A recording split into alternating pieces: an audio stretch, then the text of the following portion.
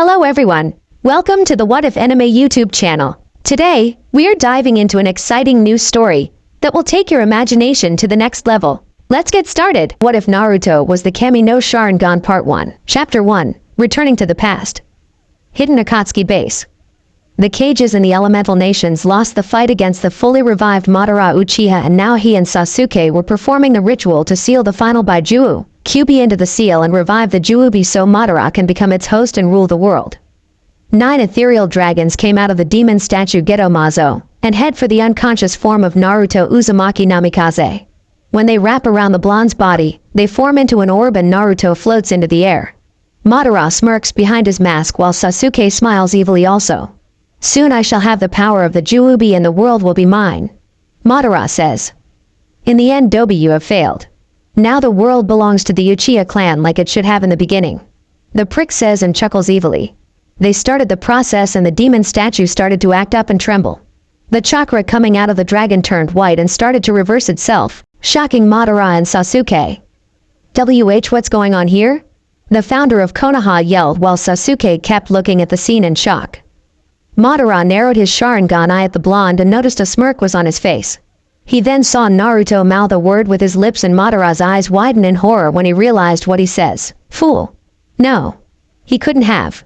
Sasuke stopped the jutsu, he yelled out in fear while Sasuke looks at him like he's crazy. Why? We are close to obtaining the ultimate power, Madara, so why are you? He was cut off by his ancestor releasing a blast of murderous intent upon his only surviving relative. Don't be stupid.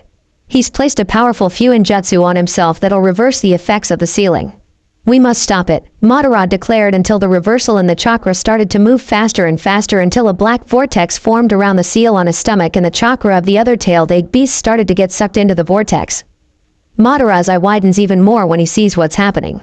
All the effort and planning he made throughout the years in order to make the world his in control with the power of the original Bijou and the power of his ancestors was all thwarted and by a mere child. His eyes glowed in anger and rage and he grits his teeth in fury. No. No. My plans. That damned Uzumaki has ruined my plans. He yells out and tries to cancel the jutsu by forcing his chakra into the ritual, but it doesn't work and he curses. Sasuke, help me stop the jutsu. He yells out, getting a nod from the teenager. He adds his chakra to cancel the jutsu, but it fails and something else happens. He notices his hands fading away and being stretched and drawn to the vortex. The wind directing to the vortex grew stronger and Sasuke's eyes widen in horror as he is drawn into the seal. What's going on? I'm being drawn into the vortex, he says and tries to pull himself away using his chakra only to be drawn in faster. And no. This can't be happening, this can't be happening. Damn you, Dobi. Damn you, Urg. He cries out as his head and the rest of his body stretches out and gets sucked into the vortex. Madara saw this and the same thing was happening to him. Naruto started to chuckle and then laugh as this was happening. He trembled in fury and glared at the blonde with every single ounce of hatred he could muster. Damn you. Damn you, Hashirama and your Uzumaki brethren. Damn you, Minato Namikaze and your family for ruining my ambitions. I will not die like this. I am immortal. I'm an Uchiha. I am a god. He screams out in denial as he was sucked into the vortex while the multicolored chakra continued to enter the vortex that was on Naruto's stomach. Naruto's mindscape. He opened his eyes to the familiar blood-red walls, but inside the cage was a rather house surrounded by grass and wild flowers. It wasn't overly big like that of a mansion, but it had 2 stories and had a lot of room. He looked around, noticed the lake, river, and waterfall behind the house, and foxes running around yipping. He smiled and shook his head at this. Hitomi-chan? He called, waiting for the redhead to walk out of the red house. The door soon opened and the sight made his eyes go wide. A woman with blood-red hair walked out of the house with no shoes on, leaving her feet out for the world to see. Her toenails were painted blood red and they wriggled as they walked through the green grass. His eyes traveled around her body and he looks at her sleek and smooth legs that crawled up her body and hid themselves away under a mini skirt. Her skirt was a red-orange color and it went up to her curvy waist. Her black shirt had a red 9-tailed fox on it and it fit her hourglass figure perfectly and it showed off her bust, which was a nice size but not too big. Her arms swung at her sides as she walked, the nails painted black and red as she sauntered over to him. He can clearly see the muscles which was lean and increased to her feminine appearance. His eyes traveled from her torso to her slender and pale neck and ivory skin that was light and soft. It would make you want to kiss it. As she approached the blonde, he looked into her ruby-red slit eyes and his expression went from happiness to sadness and sorrow. "He tell me Chanai," starts to say until she puts her finger on his lips to silence him, smiling sadly at the young sage. "I know Naruto-kun, but it is the only way. If there was another way I would have found it, but sadly. I'll end up being one with the other by Juu also, and you will be the new Juubi in a way because you'll have its power. You've also gained both Madara's and Sasuke's Sharingans as well as their abilities when you absorb their souls into yours. You also have the eternal Mangekyo Sharingan, and the DNA of the Uchiha clan is now a part of you. Once you absorb the other 8 and then me, I'll be no more." She finished and looks down at the ground and notices droplets falling on the ground. She looks up and sees Naruto's shoulders shaking and tears were falling from his face in anger and sorrow. It deeply hurt her to see her lover in such a state and that this has happened to him, but it had to be done, otherwise the world would have ended under the rule of Madara for all eternity. Damn it. This isn't fair. First my family, then my friends, my godfather and godmother, and now you? Why, Kemi? Why do you always take away those I love? He chokes out in sorrow.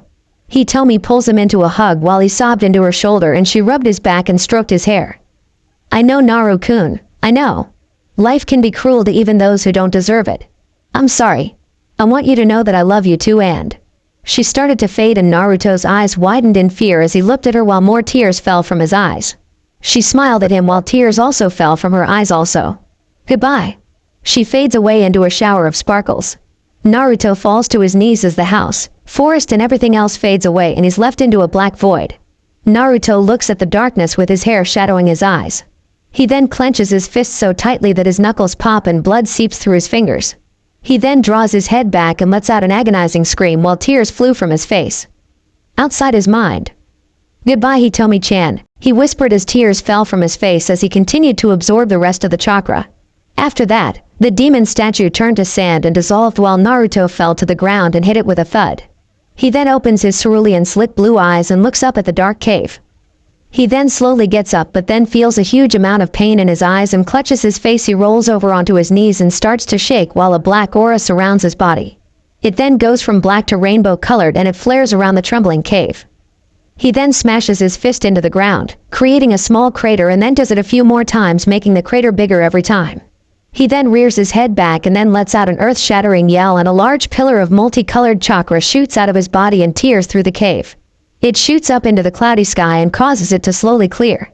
He collapses and pants heavily while sweat dripped from his face. He then slowly gets up and opens his eyes. They were now red and it had a 6-bladed windmill shuriken, but a small hexagonal star shape was on the inside of the shuriken. Naruto walks over to a small pond of water and looks down at it to see his eternal Mangekyo Sharingan reflect off the water. "Well, Madara team, I guess I have to thank you and Sasuke for these eyes." He then feels the knowledge from Madara's and Sasuke as well as the abilities of their Sharingan go through his mind. After that, he focuses his eyes and finds himself being warped out of the cave. On a hilltop, a pair of black Onbu sandals appear, then black cargo pants and a dark green Jounin flak jacket and the Yondaime's cape appears.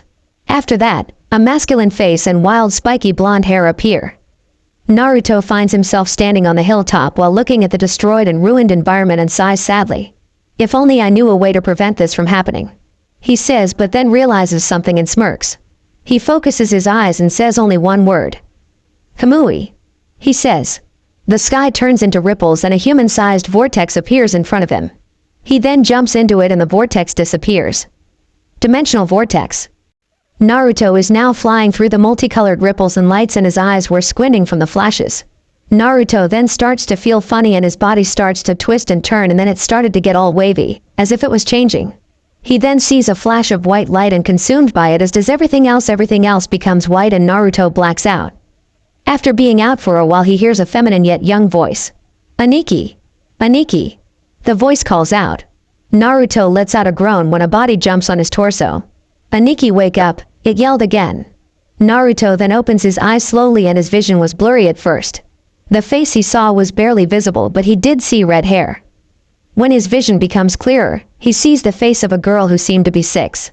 She had the same blue eyes as him, but her hair was red and it stopped to her back. She was wearing a red shirt and black pants. Naruto blinks at her for a while. The redhead raises her brows. "Aniki?" she asks, and that's when Naruto screamed in her face and she jumps off his waist and falls off the bed, hitting her head on the ground. Naruto jumps up and looks around frantically. Who? What? Where the heck am I? He yells out as he sees he's in a large room and not that filthy apartment. He then looks at his hands and gasps. He jumps off the bed and lands on the ground and runs to a mirror that was on a dresser. He looks at himself and his eyes nearly bulge out of his head. He was 6 years old again, but this time he looked like his father. The redhead gets up, rubbing her head in pain, and glares at her brother. "Aniki, what is your problem? Why did you do that?" she demands. Naruto turns around and sees the redhead who was walking towards him. She then stops and crosses her arms while staring at her brother. Naruto again stares at her and points a finger at her. "Who are you?" he asks, and the girl looks at him in shock. "What do you mean, who am I?" "I'm your twin Shinku," she yelled at him while Naruto jaw dropped. "What? I have a sister? A twin sister? But how?" he thought while Shinku just puffs her cheeks up at him. "How could you forget that we're siblings, you baka?" she wanted to know. Naruto stopped contemplating on this and decided to act differently now, so he rubbed the back of his head in embarrassment. "Hey, sorry I didn't recognize you, Imoto. I'm still waking up from my nap." He lied but was inwardly sweat dropping as Shinku gave him a look of suspicion but then shrugs. That was when they heard the door downstairs slam open and the two run down the hall and see Kushina walk in the house with a pissed-off expression. She was wearing a red and black ninja outfit with a green Jonin flak jacket on. Her long red hair was tied into a ponytail and strapped to her back was her katana. Naruto's eyes widen when he sees her mother and couldn't help but smile due to the fact that she was alive in this time. Shinku was the first to come downstairs with Naruto following her. Kushina removes her sword and sat down on a black couch, rubbing the temples on her face. She then mumbles about those bastards on the council and Hiruzen not growing a backbone and deal with them. Ever since Minato died and Kushina became the head of the Namikaze and Uzumaki clan, the civilians and Elder Council have been demanding that she hand the boy over to be executed or turn into a weapon, but today they went too far. The elders and civilians were demanding that Kushina have her son and daughter become a breeding factory when they turn 15 so that the two clans can be revived for the good of the village, and the moment they said that Kushina killed 4 of the civilians with her sword and after beating Danzo within an inch of his life, she ripped her headband off her head and threw it at Hiruzen, stating that she quit and she's retiring from the ranks and taking her children and everything Minato left to her and their children as well as everything her clan created out of the village. Hiruzen and the clan council tried to reason with her, but she told them to piss off and left, but not before warning Sarutobi that if he even thought about stopping her, she'd reduce half of the ninja population. She then felt 2 tugs on her pant legs and saw Naruto and Shinku looking at her. She smiles at them and ruffles their heads. "Ka-san, are you okay?" Naruto asked his mother. She looks at them both and gave them each a warm and loving smile. "Hey, you two, go to your rooms and go pack your things. We're leaving Konoha," she instructed, and Shinku's eyes widen as does Naruto's. "Why, Ka-san?" Naruto asks, and Kushina sighs. "Because you two are not safe here anymore, now go on. Your godfather will be here soon," she says, and they nod. Naruto was confused at first but then realized that this timeline was different from the original. So he and Shinku went upstairs to pack up their things. 3 hours later. The house was now empty and Kushina had 3 large scrolls on her back. One was black, the other was red, and the last one was blue. Naruto and Shinku were wearing the same thing and had their packs on their backs. Kushina then takes each of their hands, and when they exit out of the compound gates, a puff of smoke appears, and when it clears, Inu, Okami, Hebi, and Nico appeared in their Anbu masks. Kushina narrows her eyes and stares at them, reaching for her sword until Inu waves his hand in front of her. Wait. Kushina-sama. The Hokage didn't send us," he replies while the other 3 nod. Kushina stares at them for a moment and removes her hand from her sword, getting a sigh of relief from them. "So why did you 4 come here?" Kushina asks. Kakashi removes his Inu mask and speaks up. "We want to leave with you, Kushina-sama," he replies, getting a shocked look from her. "May I ask why, Kakashi?" Kushina asks, and the copy nin sighs.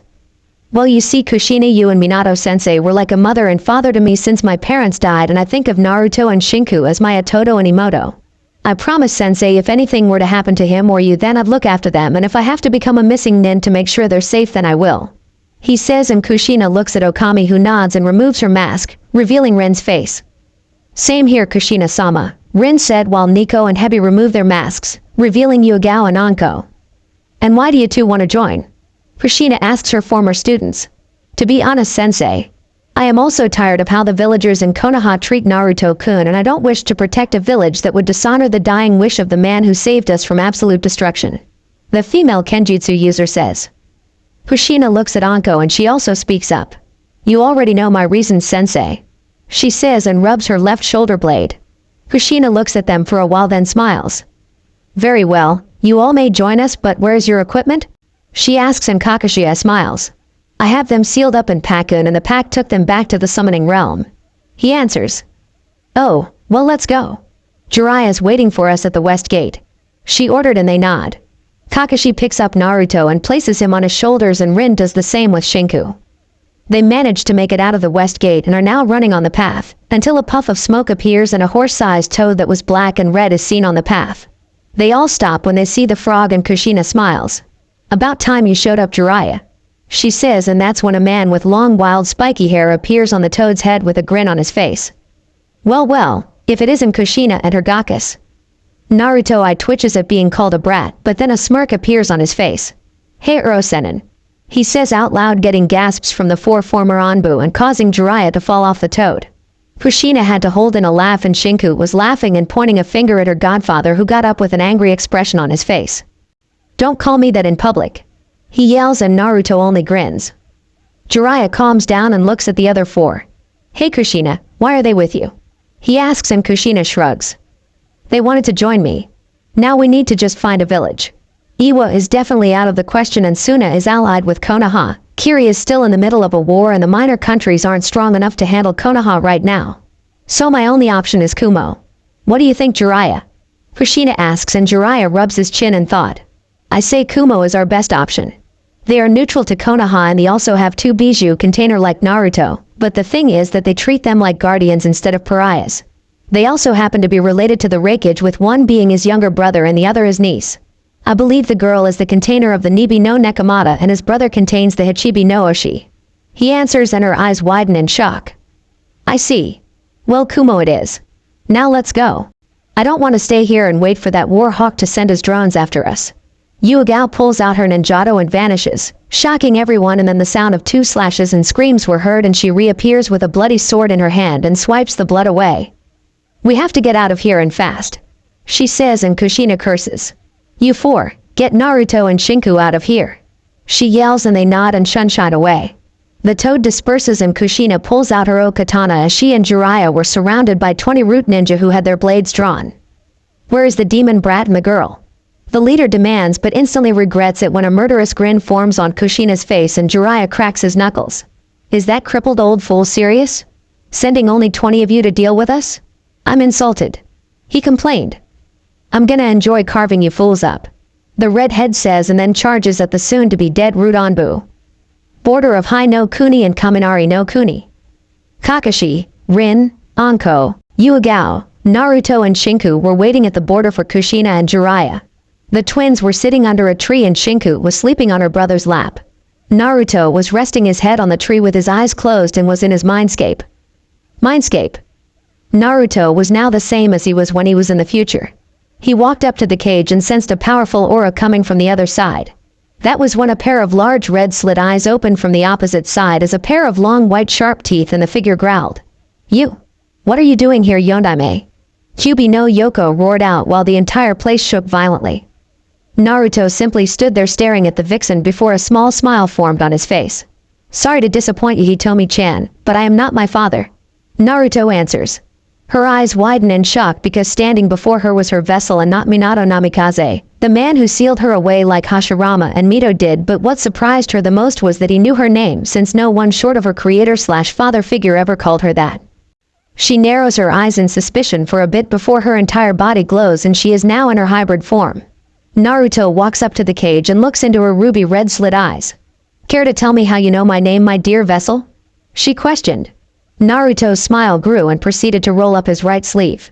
Hitomi watched as a series of complex seals form around his forearm and into the palm of his hand while a spiral appeared around his palm. He reaches for the paper that said seal on it and rips it off, revealing lock to the gate, and then pulls up his shirt, showing the Shiki-Fun pattern on his stomach. As blue chakra flames form on the tips of his fingers, he places his hand around his torso and twists it counterclockwise, resulting in the lock clicking and slowly unlocking until the gate split apart and open up. The vixen remained stunned beyond belief as she witnessed her vessel free her from her seal, unaware of Naruto, who reaches out and places his hand on her face, and she tenses up at the contact but then calms down and purrs when he strokes her right ear. To simply put it, Hitami-chan, I am not from this time and am from another realm like this, only it was destroyed by the man who used you to fight the Shodaime and my father. He says and feels her release a lot of ki in his mind. Madara Uchiha. I swear if I ever see that man I'll rip him apart. She snarled in anger. Naruto approaches her angry form and pulls her into a hug, making her freeze up from the contact since she had never experienced this form of contact once in her life. What are you doing? She questioned, startled at the physical contact only for Naruto to pull away and his gaze met hers. She was baffled by the amount of emotion she could see emitting from his eyes, ranging from happiness to regret and sorrow, and she wondered what it was about this that made her feel slightly warm. I lost you once in my timeline, Hitami-chan. A small blush appears on her face when she hears the suffix when I was captured by that man and another Uchiha. They were preparing to extract you and seal you into a demonic statue in order to revive the Jubi, but I created a seal that reversed the effects and I ended up absorbing the spirits of the other 8 Baijuwu, including you. I also absorbed Madara's and the other Uchiha's souls and powers into my being, gaining this. He closes his eye and opens them again, revealing a pair of red eyes with a 6-bladed shuriken on the outside and a hexagonal star shape on the inside. Her eyes widened in shock as she looked into the eyes that Madara Uchiha had, only they weren't filled with malice, hatred and evil. They were filled with compassion, kindness, and love. The aura she sensed from those eyes was one of protection. In my time we fell in love and I had created a seal that would have set you free, which I just currently used. I'm also in a way the new Jubi, since its power and soul is now a part of me, and I am also in some sense immortal. I know you are different from the Hitomi I knew and loved, but regardless of that I have granted you the same thing. Whether we fall in love or not is up to you, but I won't let Madara or his organization capture you or the other vessels and their bijou. His eyes return to normal and he changes his mindscape into a beautiful forest and a house similar to the one he created from the future. I will protect you, Hitomi no Yoko, and I will kill Madara Uchiha. He swore. She just looks up at him for a while and then lets out a chuckle and she smiles. This must have been the reason why my future self fell in love with you. You have the desire to protect everyone, even those who despise you for containing me. I'll hold you in regards of freeing me, kid, and when you do, well, I'll leave that to your imagination. She says in a sultry tone and kisses him on the lips and he returns it. After that, they stop and Kyuubi give him a look of lust. I can't wait till you free me, my future mate. She says, and then he vanishes from his mindscape. Outside his mindscape a smile appears on Naruto's face and then he opens his eyes. I will not let the Akatsuki win this time. He vows and looks down at the sleeping form of his sister and strokes her hair. Kakashi, Anko, Yuagao, and Rin were looking out for the root Anbu, and that was when Kushina and Jiraiya appeared. Jiraiya was unharmed, but Kushina had blood on her flak jacket and her sword.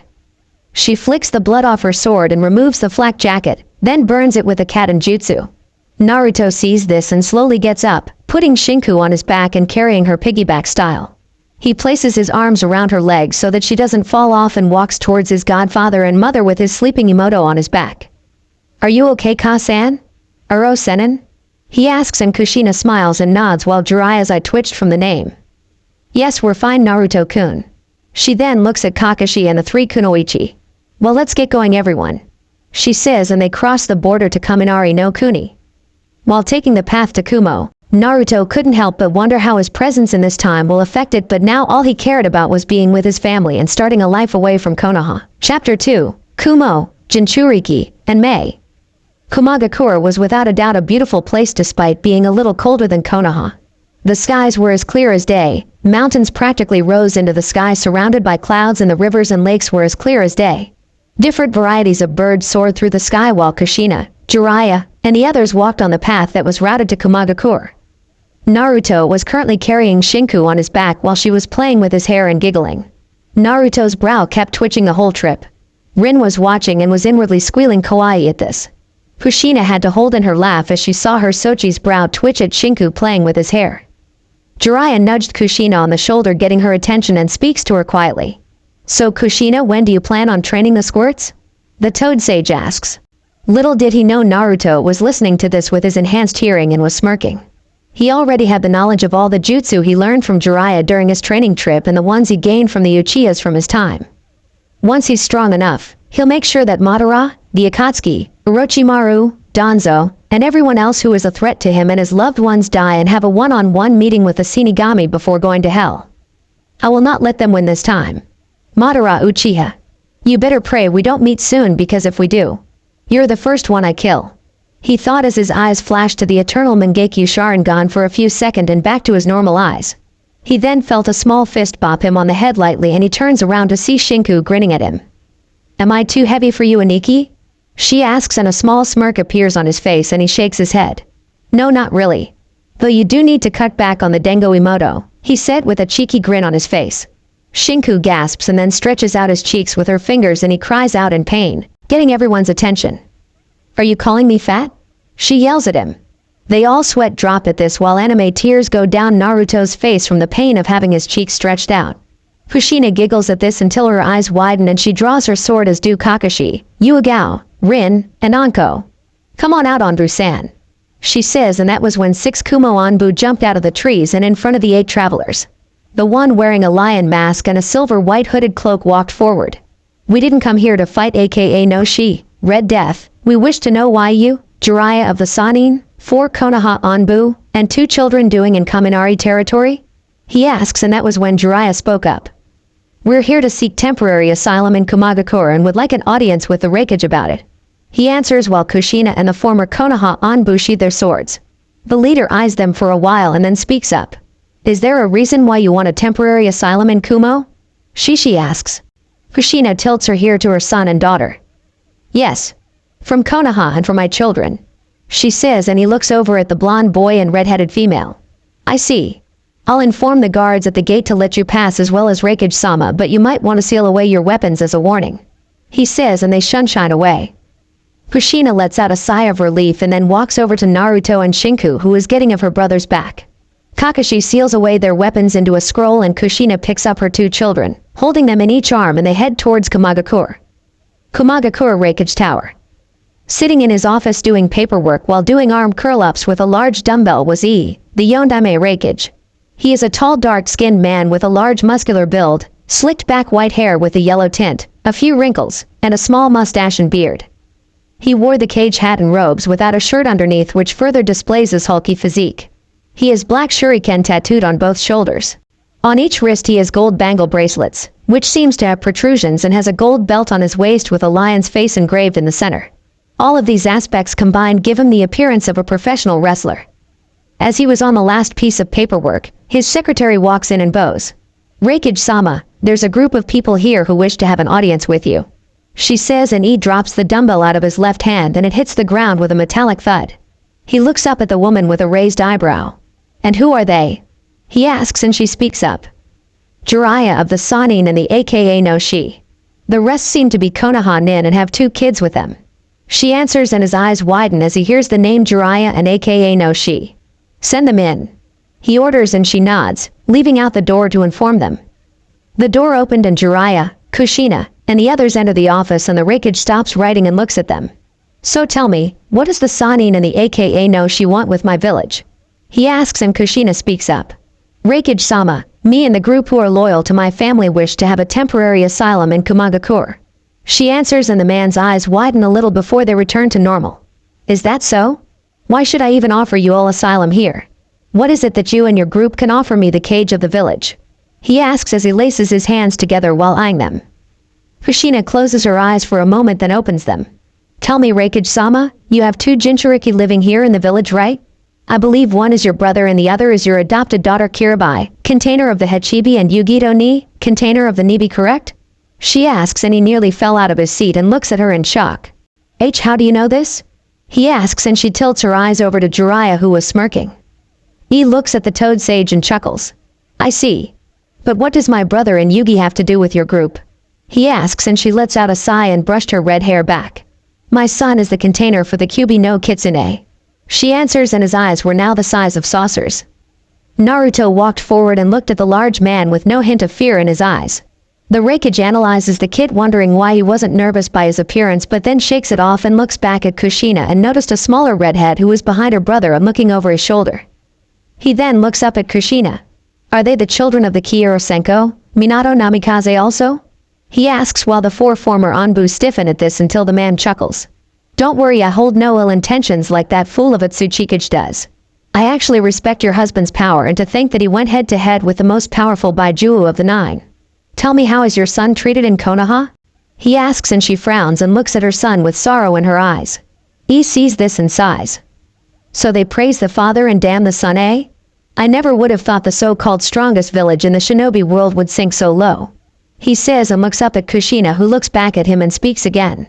We, meaning me, Kakashi Hitake, Anko Mitarashi, Rini Nuzuka, and Yuagao Uzuki would like to work as freelance nin for you, Reikage-sama. The same goes for my children when they're old enough. She answers.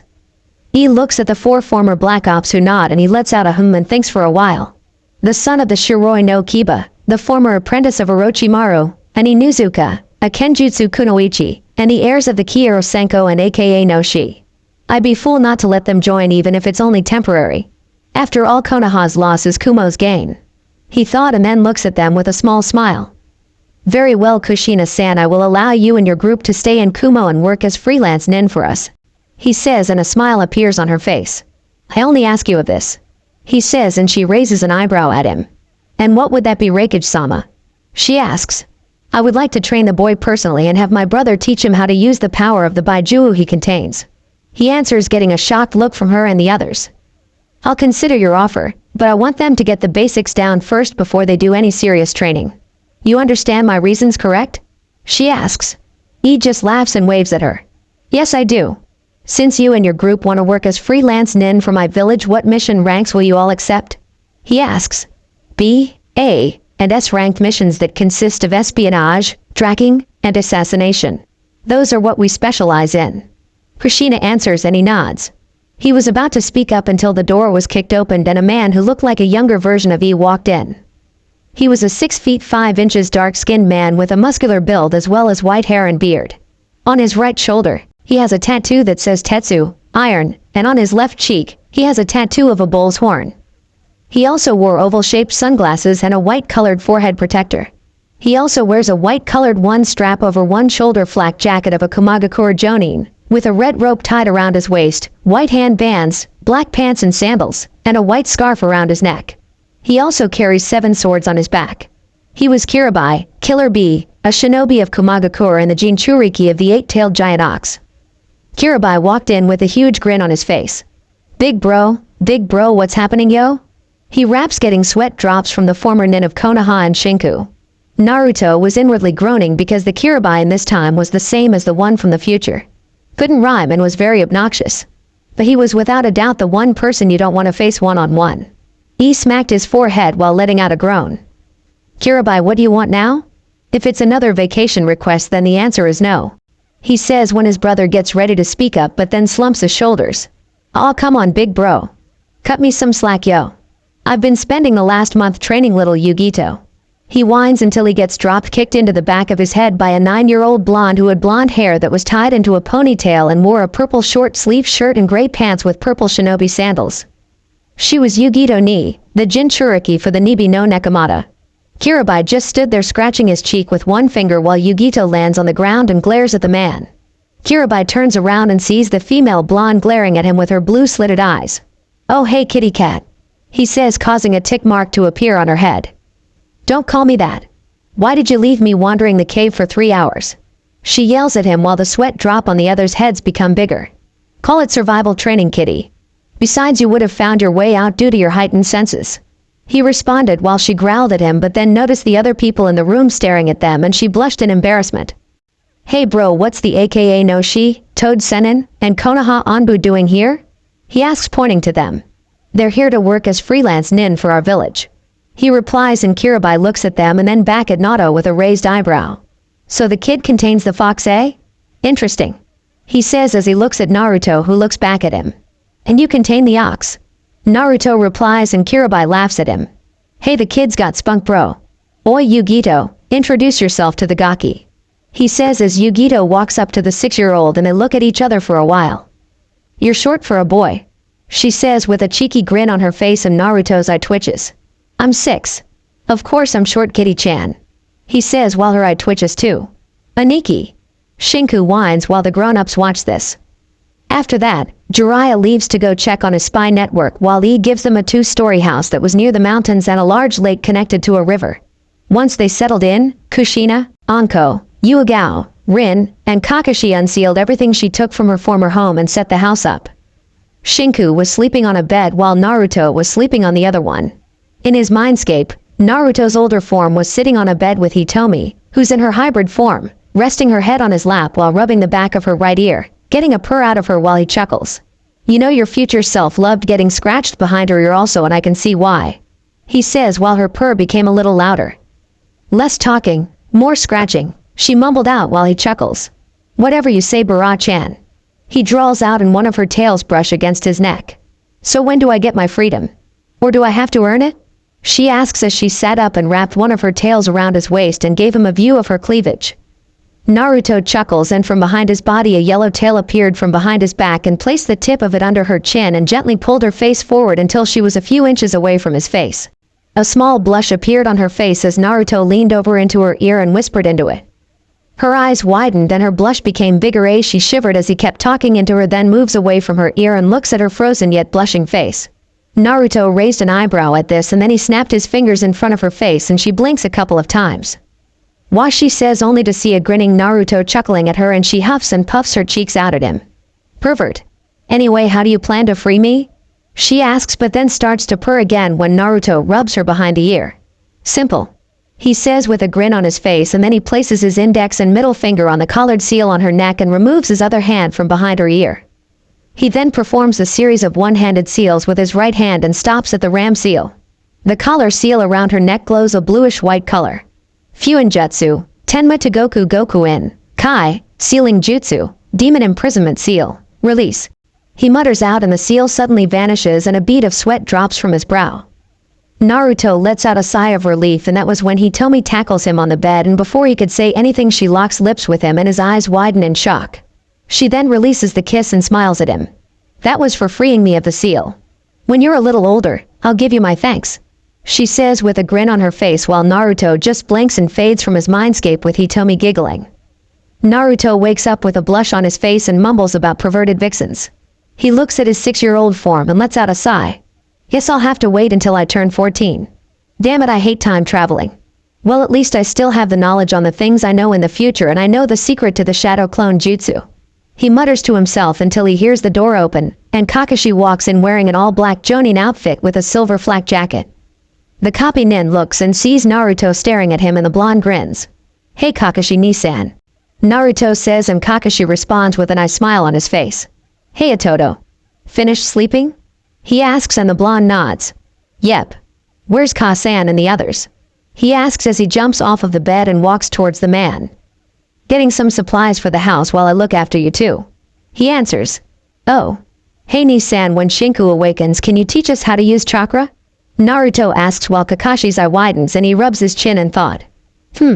Sure, why not? We'll wait for Shinku to wake up before we start, he says, and Naruto nods. 30 minutes later, Shinku wakes up and jumps out of the bed while rubbing her right eye. She walks out of the room to see Kakashi reading an orange book while her brother was twirling a fake shuriken on his finger. Kakashi looks up from his book and sees the redhead walking towards him. Hey Shinku-chan, did you have a nice nap? Kakashi asks, and she nods. Guess what? I'm gonna be teaching you and your brother some of the basics of being a shinobi and how to use chakra, he said, getting a shocked look from the chibi redhead. Shinku then squealed and glomped Kakashi's leg. Kakashi chuckles at this and pats her on the head when she lets go. Come on you three, let's head outside, he said, and motioned them to follow him, and they did. Kushina, Rin, Anko and Yuagao were heading back to the house while carrying bags of groceries. They managed to make it back to the house and entered the front door. When they walked into the kitchen, they realized that Kakashi, Naruto, and Shinku were not in the house, so they ran around back to see Kakashi showing them a series of hand seals. Shinku was blinking and tried to mimic Kakashi's hand motions. She messes up on the boar sign, but surprisingly Naruto was able to get them all down, and then he starts to increase the pace a little after he gets all 12 down. Shinku pouts at this and Naruto looks over at her and tries to hold in a laugh, as does Kakashi, but she glares at Kakashi, who looks the other way. Naruto then sits in front of Shinku. Hirimoto, I'll help you with the seals, he says, and Naruto shows her the seals in a slow pace and she does the same. Kakashi watches the siblings work on the hand seals, and when Shinku manages to get them all down without messing up, she cheers and hugs her Aniki, who is turning blue. Kakashi was chuckling at the sight, as was the 4 kunoichi. Ahem. Kushina coughs out loud, getting Kakashi's and the twins' attention. Kakashi rubs the back of his neck nervously. "Oh hey Kushina-san. I was just teaching the kids some shinobi basics and hand seals. I hope you don't mind," he said, praying that she wouldn't hurt him, but all she did was shrug and smile. "It's okay Kakashi. As long as you don't teach them anything dangerous. Otherwise I'd have to end your life as a male," she says while the Cyclops pales and starts to sweat bullets. Naruto didn't show it but was sweating bullets on the inside. "Man, now I see why the males in the Nara clan are afraid of their wives," he thought while in Konoha. Shikaku sneezed and mumbled troublesome, only to get hit in the head with frying pan. That was when Yuagao spoke up. "Kushina-senpai, I know you plan on teaching Shinku and Naruto Kenjutsu, but may I teach them the basics in a few years?" she asks. "Yeah sensei, I want to teach the Gakis too," Anko asks with a grin on her face. "Me too," Rin cries out. They then appear in front of Kushina using the puppy-eyed jutsu. The redhead sweat drops and lets out a sigh. "Fine, you can train them," she answers while they squeal and do a group hug with Kushina, who is in the middle and turning blue. "See, can't breathe," she squeaked out while her children laughed at her predicament. 8 years later. When Naruto and Shinku turned 7, Kakashi taught them how to throw kunai and shuriken and chakra control like the tree climbing exercise and water walking.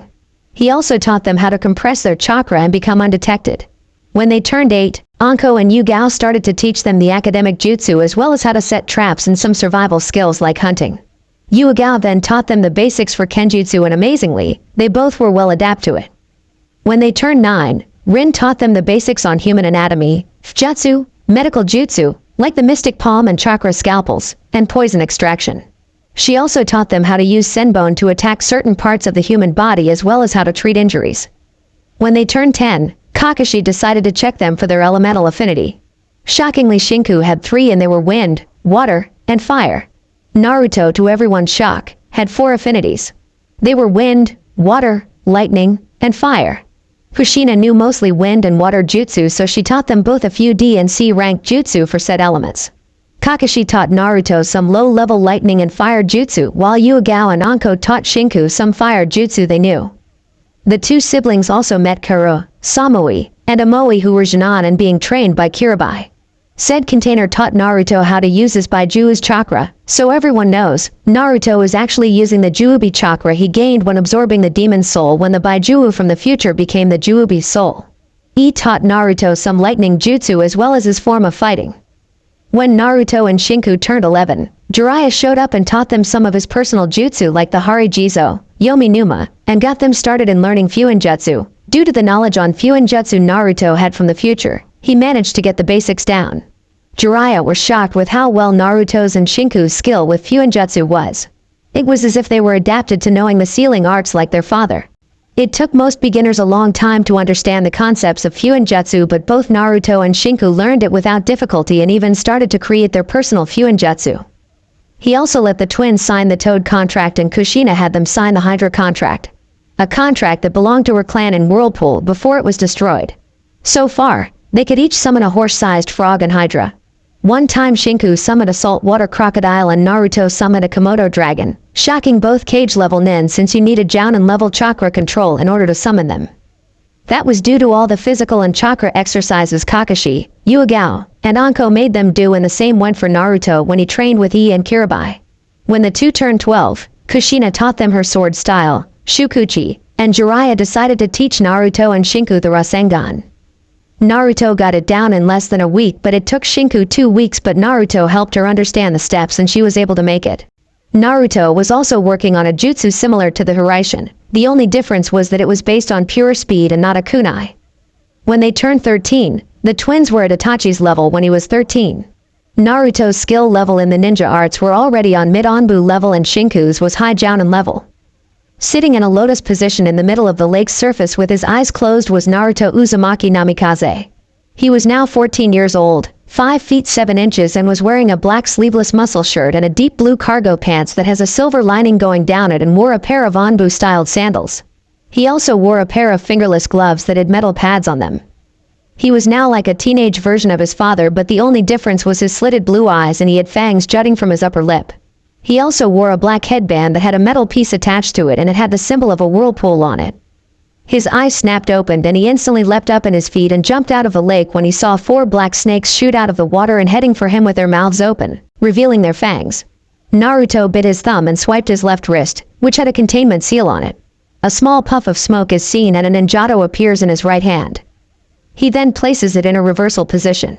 When the snakes are close enough, he spins, performing a counterclockwise slash and slices the snakes apart, and he flips again in mid-air, landing in the water in a crouched position as the snakes feel into the water. He then twists his body to deflect a barrage of kunai that were headed towards him, and he then pulls out one silver throwing knife and flings it in order to deflect a shuriken. He runs towards the throwing knife he threw and catches it. He places the knife back in the pouch he had latched to his back and grabs the shuriken. A yellow blur was seen heading for him from behind, and Naruto throws the shuriken at the blur, which moved to the right and kept charging. Naruto plants the ninjato on the ground and leaned back as a fist came for his head but missed and passed by. It was Yugito Ni. She is 17 years old now and her attire was different. Her hair was longer and tied into a ponytail. She also wore a silver and black shirt that hugged the curves in her body and showed off her developing D-cupped breasts. She wore a pair of tight black pants with purple sandals and wore fingerless gloves. On her head was a Kumo headband.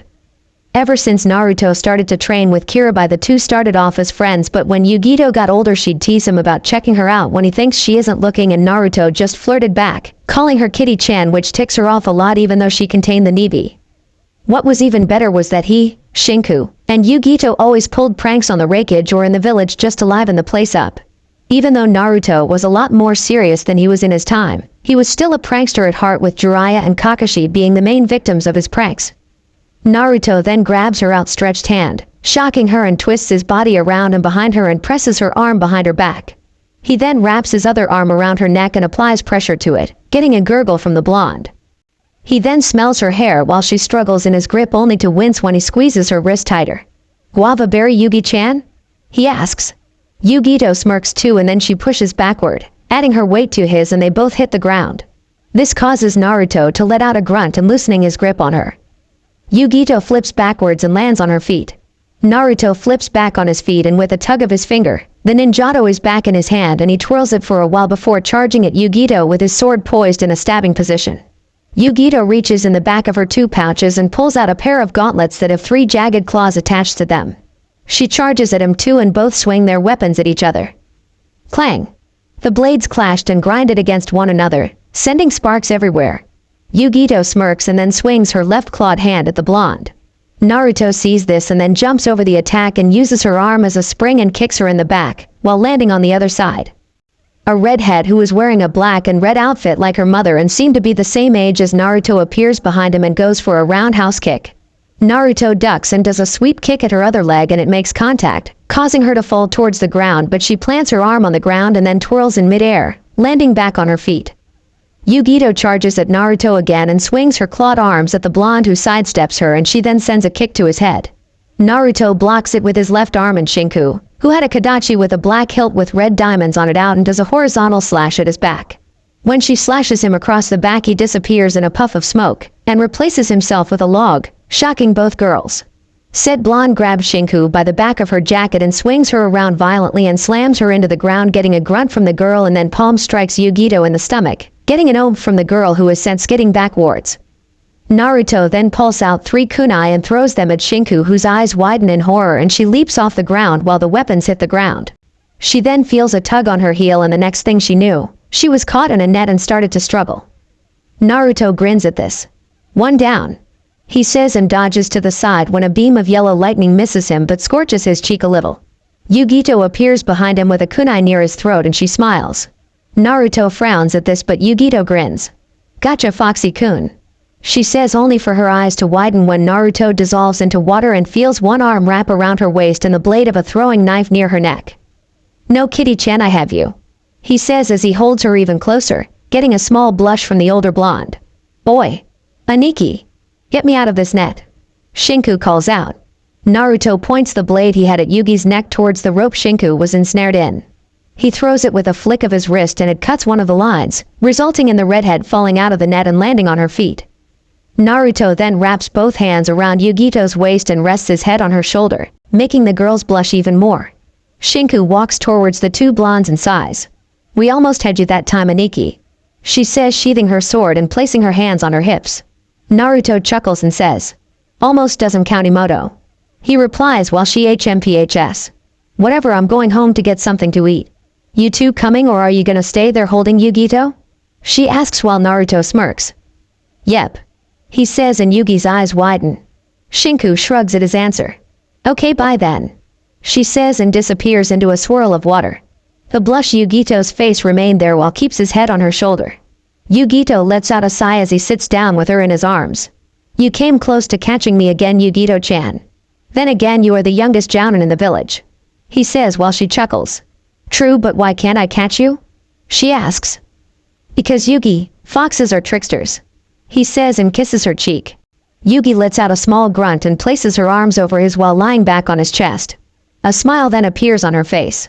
I bet you Samui is complaining about her neck and back hurting and wants you to give her a massage. She says while Naruto laughs. Probably so. Why do you want one? He asks and she shakes her head. Nope. I'm fine. She says. You're lying, kitten. You want him to give you one of those heavenly massages. Or did you forget that I can hear your thoughts? Nibi asks her, now blushing vessel. Shut up, Nibi. She screams into her mind while the two-tailed cat giggles. It's not my fault you want the blonde fox. What's this?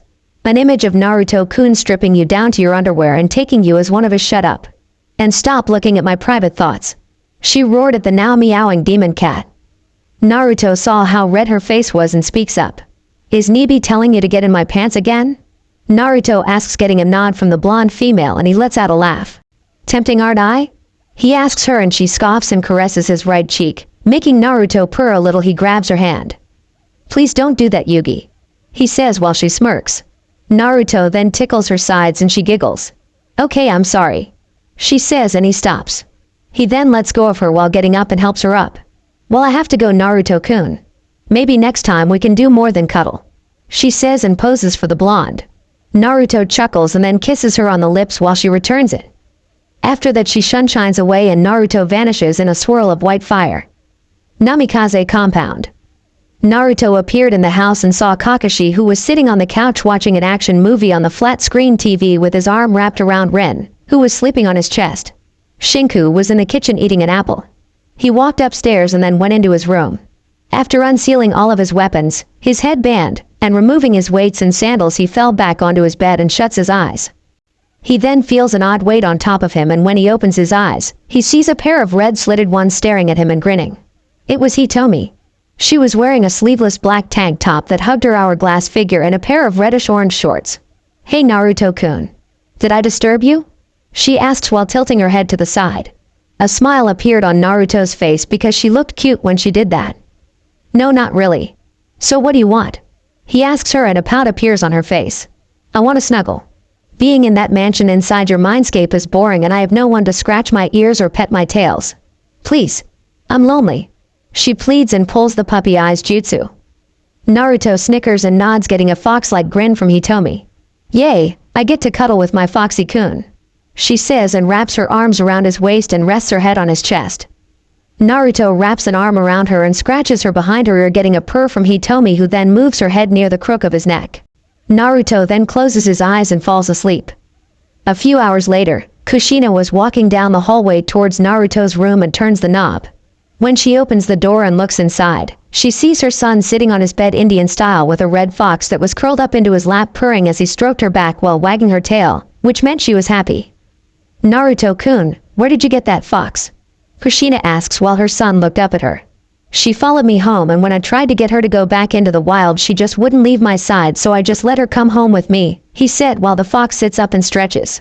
She then sees Kushina and yips. Go say hi to Mom, Hitomi. He says. The fox leaps off of his lap and runs towards Kushina. She then stops in front of the redhead and stares at the older redhead. Kushina crouches down and reaches out to rub the fox behind her ear. The fox lets out a happy yip and then licks her hand, getting a smile from the redhead. Well, she is cute. She says and scoops Hitomi into her arms, and the fox starts to lick her cheek, making Kushina giggle. She then sets Hitomi down, who was smiling at the redhead. Oh, Naruto, the Raikage wants you and Shinku to patrol the shores of Kamagakure for 3 days. She says, and the blonde nods.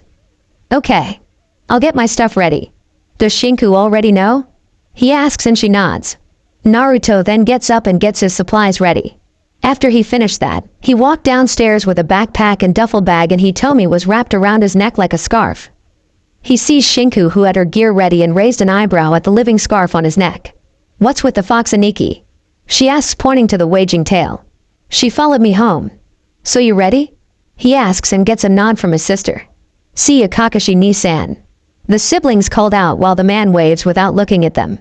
The two then shushin away while Rin moans and snuggle into the man's chest while he holds her even closer. Meanwhile, a yellow and red blur were racing to the shores of Kumo. While this was happening, Shinku spoke up. "Hey Aniki, how far are you with your new technique?" she asks. "Not as far as I hope. I can only use it 25 times before tiring. Why?" he asks, and she blinks. "Wow, that's actually good," she says as they leapt over some large rocks that were in a river. After running for 3 hours and checking with the Anbu at one of the patrol bases, Naruto and Shinku set up their camp near the shore and kept a calm link and a walkie-talkie with them as they went in separate directions. They also created some cage bush-ins, Komodo dragons, and crocodiles patrol the waters in lower levels. Naruto was currently leaping through tree branches and looking in different directions for any intruders. Naruto then tilts the small microphone near his mouth and speaks up. "Hey Shinku, have you noticed anything suspicious yet?" "Over." He asks. Through the comm link he hears some static in his ears and hears a feminine voice. "No Naruto, I haven't." "What about you?" "Over." She asks, and he shakes his head. "Nothing yet," he says while leaping through the trees. He then lands near a cliff where the shores are and watches the waves hit the sand.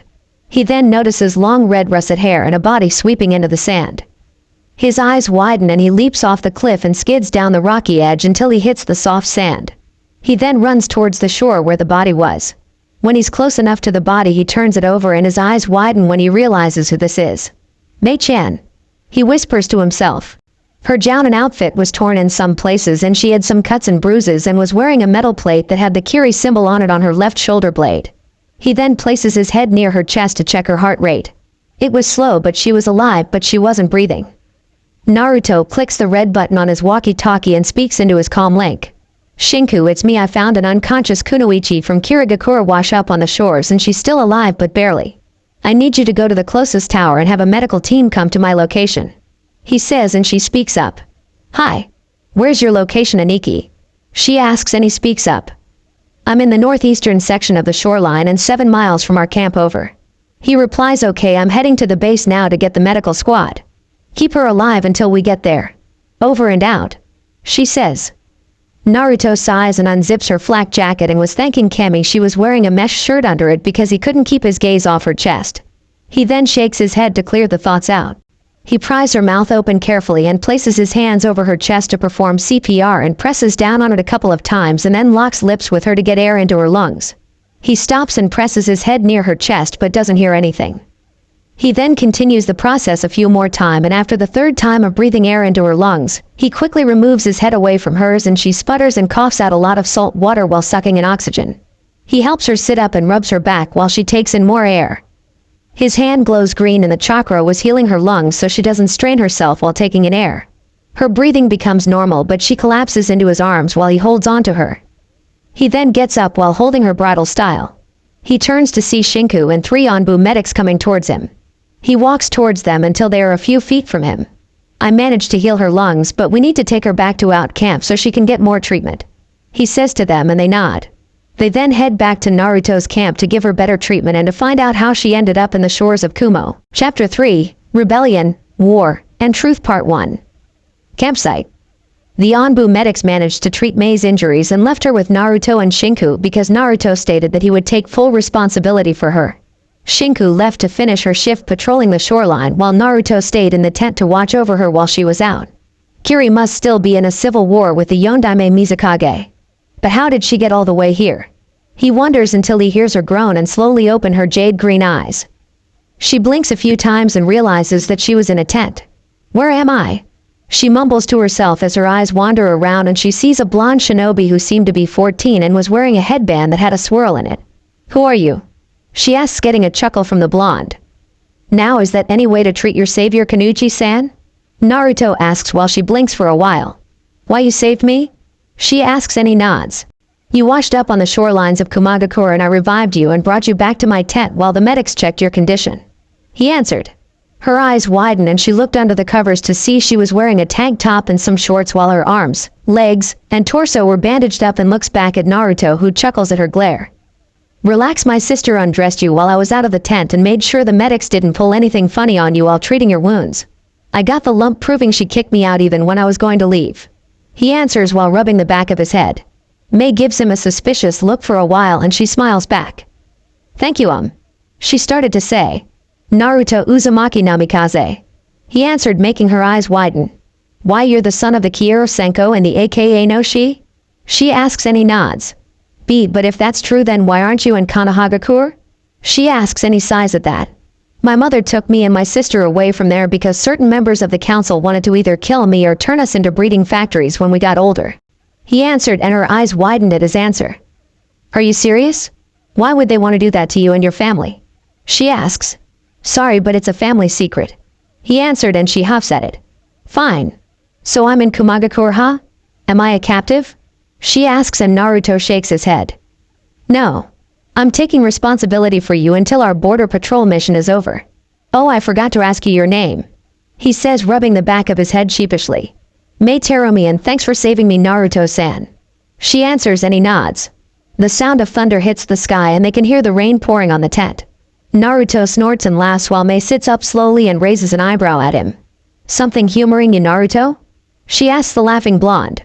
Yeah, my sister's suffering in that downpour. She hates the rain. He answers but stops laughing when the tent entrance flaps open and he sees a wet and pissed Shinku. Stupid rain, stupid weather reports. I'm gonna kick that Onbu's ass for saying that it wasn't gonna rain. She mumbles and removes her jacket, wearing a mesh shirt and a tank top under it. Hey Imoto. He says. Shinku just glares at him and walks over to her side of the tent and sits on the ground. She removes her mesh shirt and then takes off her tank top, wearing a sports bra under it. Aniki, do you have an extra towel? She asks. Naruto pulls one out of his duffel bag and tosses it to her. Thanks, she says and wipes off her face and hair.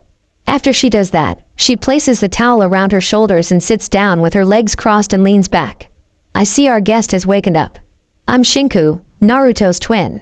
She replies while Mei's eyes widen a little and looks at the two. I'm Mei Terumi and thanks for rescuing me. She says and Shinku smiles. You're welcome. Mei then looks back at her and Naruto whose jacket was now off, revealing a black sleeveless muscle shirt. Mei had to avert her eyes somewhere and hold down the blush that was rising and then she asks a question. You two share a tent? She asks. They blink and look at each other then look back at her. Yes we do, why? Shinku asks. Don't get me wrong, I know you two are siblings, but do you change in the same tent? She asks. The twins look back at each other and snicker. Yeah, we do and it doesn't bother us, I mean we used to share and change in the same room when we were little. Naruto says. Mei's eyes bulge out of her head as she looks at them. What? But doesn't it embarrass you when you change in front of the opposite sex? She asks and they shook their heads. No. Not really. They both answer with smiles on their faces. Wow. You're kind of odd for gender twins. She says and that was when her stomach growled. The twins laugh lightly while she blushes. Naruto walks over to a cooler and pulls out a canteen that is filled with sliced fruit and hands it to Mei who takes it and opens the lid, pulling out an apple slice. Thank you. She says and bites down onto the apple slice. You're welcome. He says while she takes out another and eats it. While Mei was eating the fruit out of the canteen, Naruto decided to speak up. So Mei-san, how is it that you ended up getting washed up in Kumo's shoreline? He asks her. Mei finishes the fruit and then sighs. War. She answered while Shinku blinks in confusion. Kirigakure is in the middle of a civil war called the Kekkei Genkai Purge. It was ordered by our current Mizukage who believes that bloodlines are the reasons why we have wars and want to get rid of them by purifying our village. She answered, making their eyes widen at that. That's terrible. He's killing those that possess bloodlines just because he believes they're responsible for the wars that have been happening? That's sick and unfair to those who are innocent. She says and Naruto sighs. That's just how the ninja world is, sis. Naruto says and she looks at the ground. I know, but still. It's not fair. She protests and Naruto nods and looks back at Mei. Mei-san, are all of the nin from Kiri against the genocide? He asks. Half of them are and they created a rebel army to fight against the Mizukage. Most of them are clans with bloodlines, but there are also those who don't have bloodlines that are with them. I happen to be a part of the rebels. She answers that was when a thunderclap was heard and Naruto performs a few hand seals and the area around them glowed and became a barrier. Mei blinks when she feels the chakra spike and looks at Naruto. I created a chakra barrier that'll keep the bad weather out. It's not as easy as it sounds because you need a lot of chakra to keep it active. Luckily I placed some seals that are linked to each other and they create a double-layered barrier around us. He explains. Wow. Was all Mei could say due to the fact that Fuinjutsu was a very difficult art to learn and there were a very few know it. Yeah, I've always been fascinated with Fuinjutsu. You could say it runs in my family. Shinku here is also good with Fuinjutsu, but she's not close to my level. He says with a cheeky grin on his face, but then ducks as a sandal flies past his head. Shut up, Aniki. I'm still better than you at water jutsu, she said while he sticks his tongue out at her. That's because Ka-san taught you defensive-based ones while Kakashi-ni-san taught me offensive ones, so naya. He says, but then catches the second sandal while she gathers and then pouts at him, crossing her arms over her chest. Jerk. She mumbles while he chuckles. Anyways, our patrol mission is over tomorrow morning. We'll take you over to the Raikage's tower and you can explain everything to him. He states while she nods. Will I be able to return back to my rebel base in Kiri? I don't want to involve a neutral village like Kumo in our county's situation. She asks. Sure, if that's what you want to do, but do you honestly think that you can beat the Mizukage with a few rebels and bloodline users? He has Chonin, Jounin, Anbu, and Hunter Nin in his forces, and it's possible that they outnumber you and your rebellion. He states and she frowns. I have no other choice. She says, but Naruto shakes his head. Yes, you do have a choice. Be patient. If you try to pull a kamikaze attack against the Mizukage and his forces, they'll wipe you out before you can even enter the village gates. He replies. Mei looks at the ground and clenches her fists. You'll just be leading those who believe in you to an early grave, Mei-san, and you know my brother's right. Shiku says and lays back on her futon. Naruto yawns and lays backing his futon also. Look, Mei-san, I'm pretty sure the Raikage would love to help you out if you ask. He's a great Kage and he has been looking for alliances for a while. Once the civil war in Kiri is over, I'm sure he would like to make one. He says and she thinks about it. Are you sure I can trust the Raikage? She asks and Naruto looks at her and smirks. In my opinion, yes.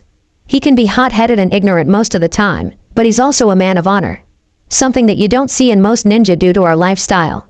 He replies and she blinks at him. So what is your connection with the Raikage? She asks. I'm his former apprentice. He says and her eyes become the size of dinner plates. A apprentice?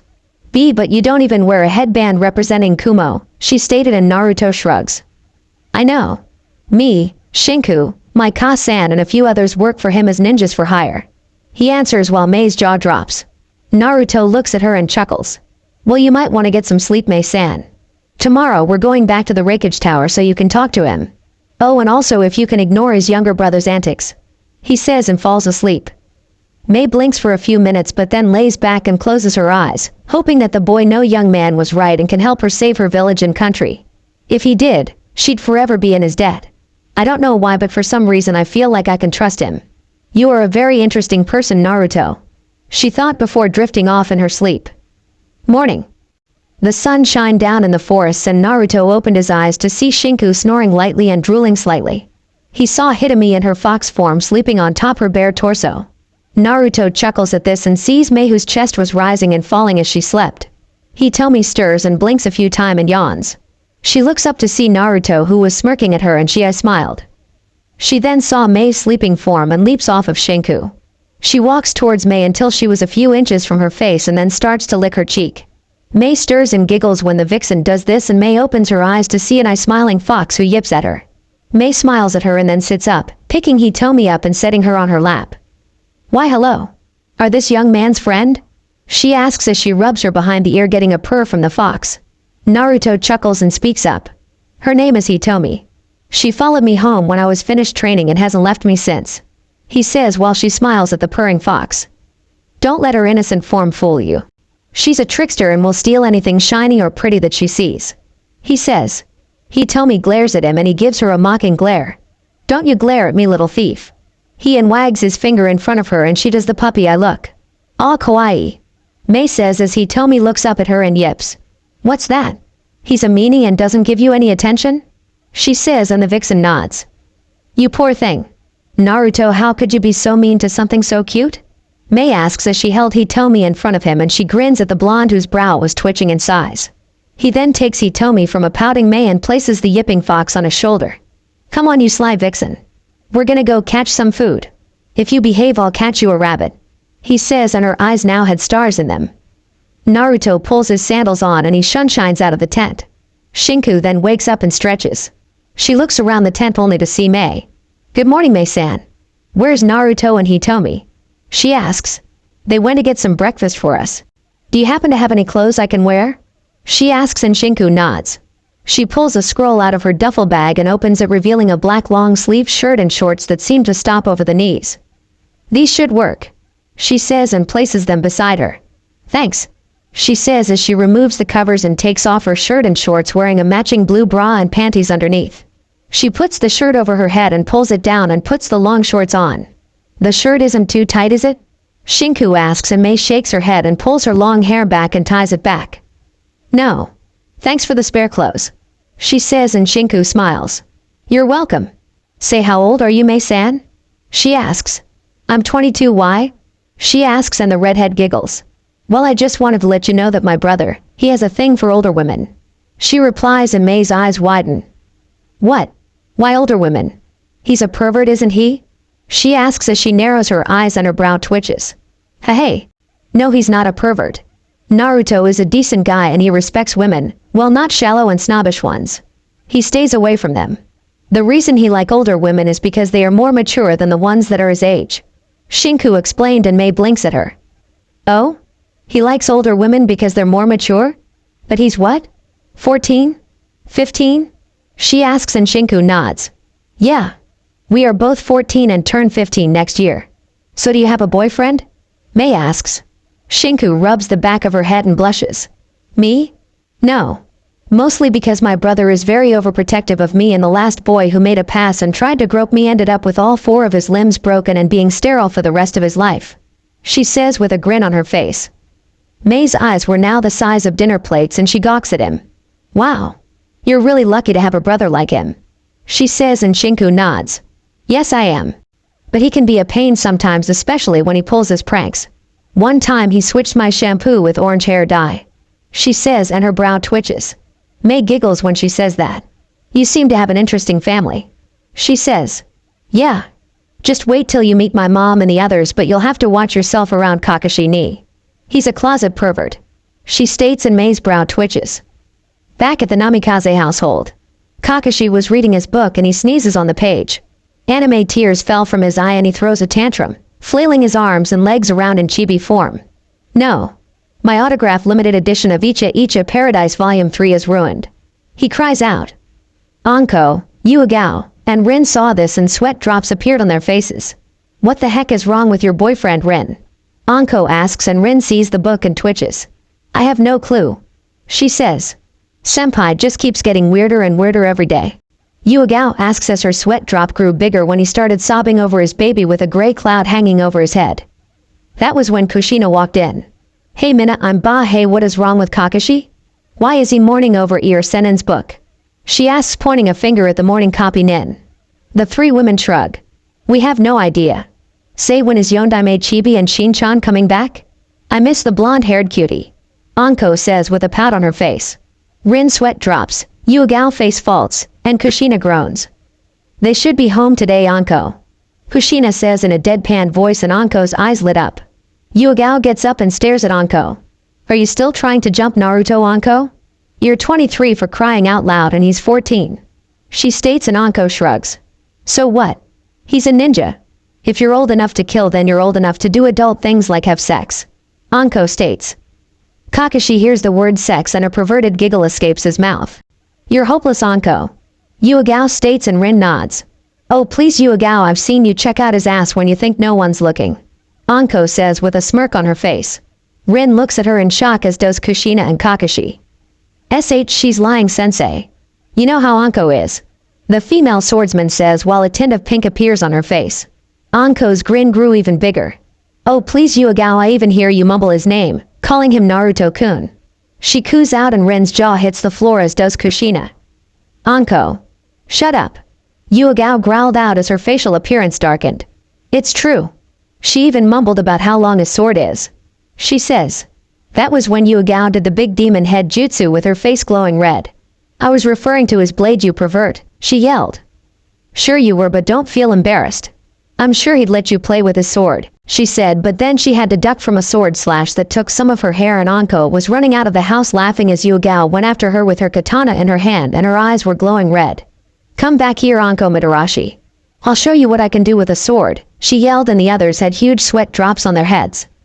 Her mouth is gonna get her killed one of these days. Kushina mumbles and Rin nods.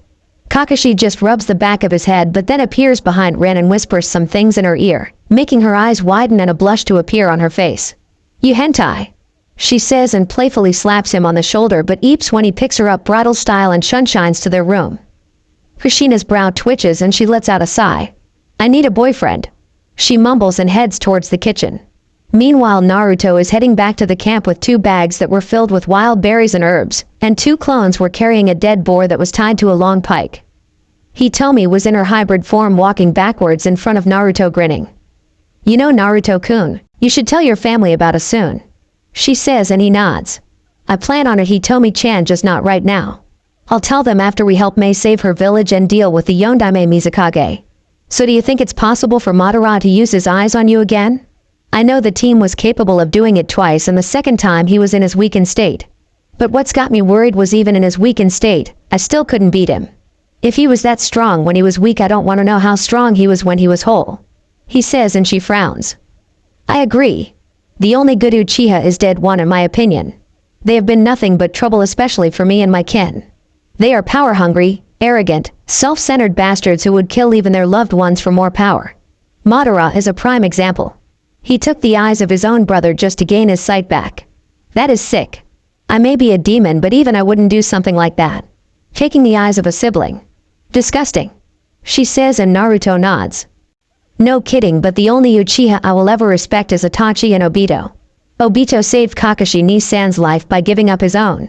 Itachi may have been cold and odd, but at least he isn't a traitor. I still can't believe that in my time, he let himself die by Sasuke's hand just so that Brat can be a hero for killing the traitor and murderer of the Uchiha clan. Hey, if only Konoha knew that they were gonna do a coup to overthrow the Sandaime. He states and Hitomi nods. Then there is Orochimaru, Kabuto, and Danzo and his route. I need to kill either one of them soon. I'll probably have to deal with Danzo first, especially when he has those Sharingans and the Shadaime cells implanted into his right arm and eye. I swear that Izanagi technique was a pain to deal with.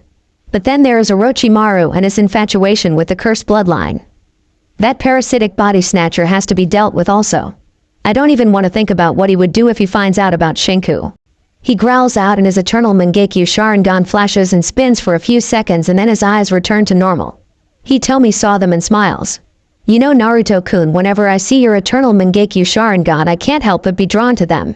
Unlike Madara's, whose eyes reeked of malice and evil, yours show compassion, warmth, and purity even when you're angry. So how far are you in learning the abilities from those eyes you gained when you absorbed Madara and Sasuke's power from your timeline? She asks. Naruto rubs his chin thought and speaks up. Well, I can use Tsukiyomi for at least 120 hours and 4 days. I can also summon the flames of Amaterasu and dissipate the flames.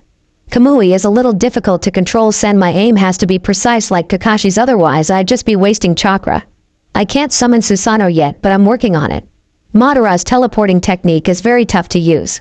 I have to keep my concentration firm or else I'll end up tearing apart my body, so that'll definitely take a while to master. The techniques I gained from Sasuke were easy to learn. I managed to upgrade Chidori to Reikiri and use their variant forms. I can say this about Sasuke.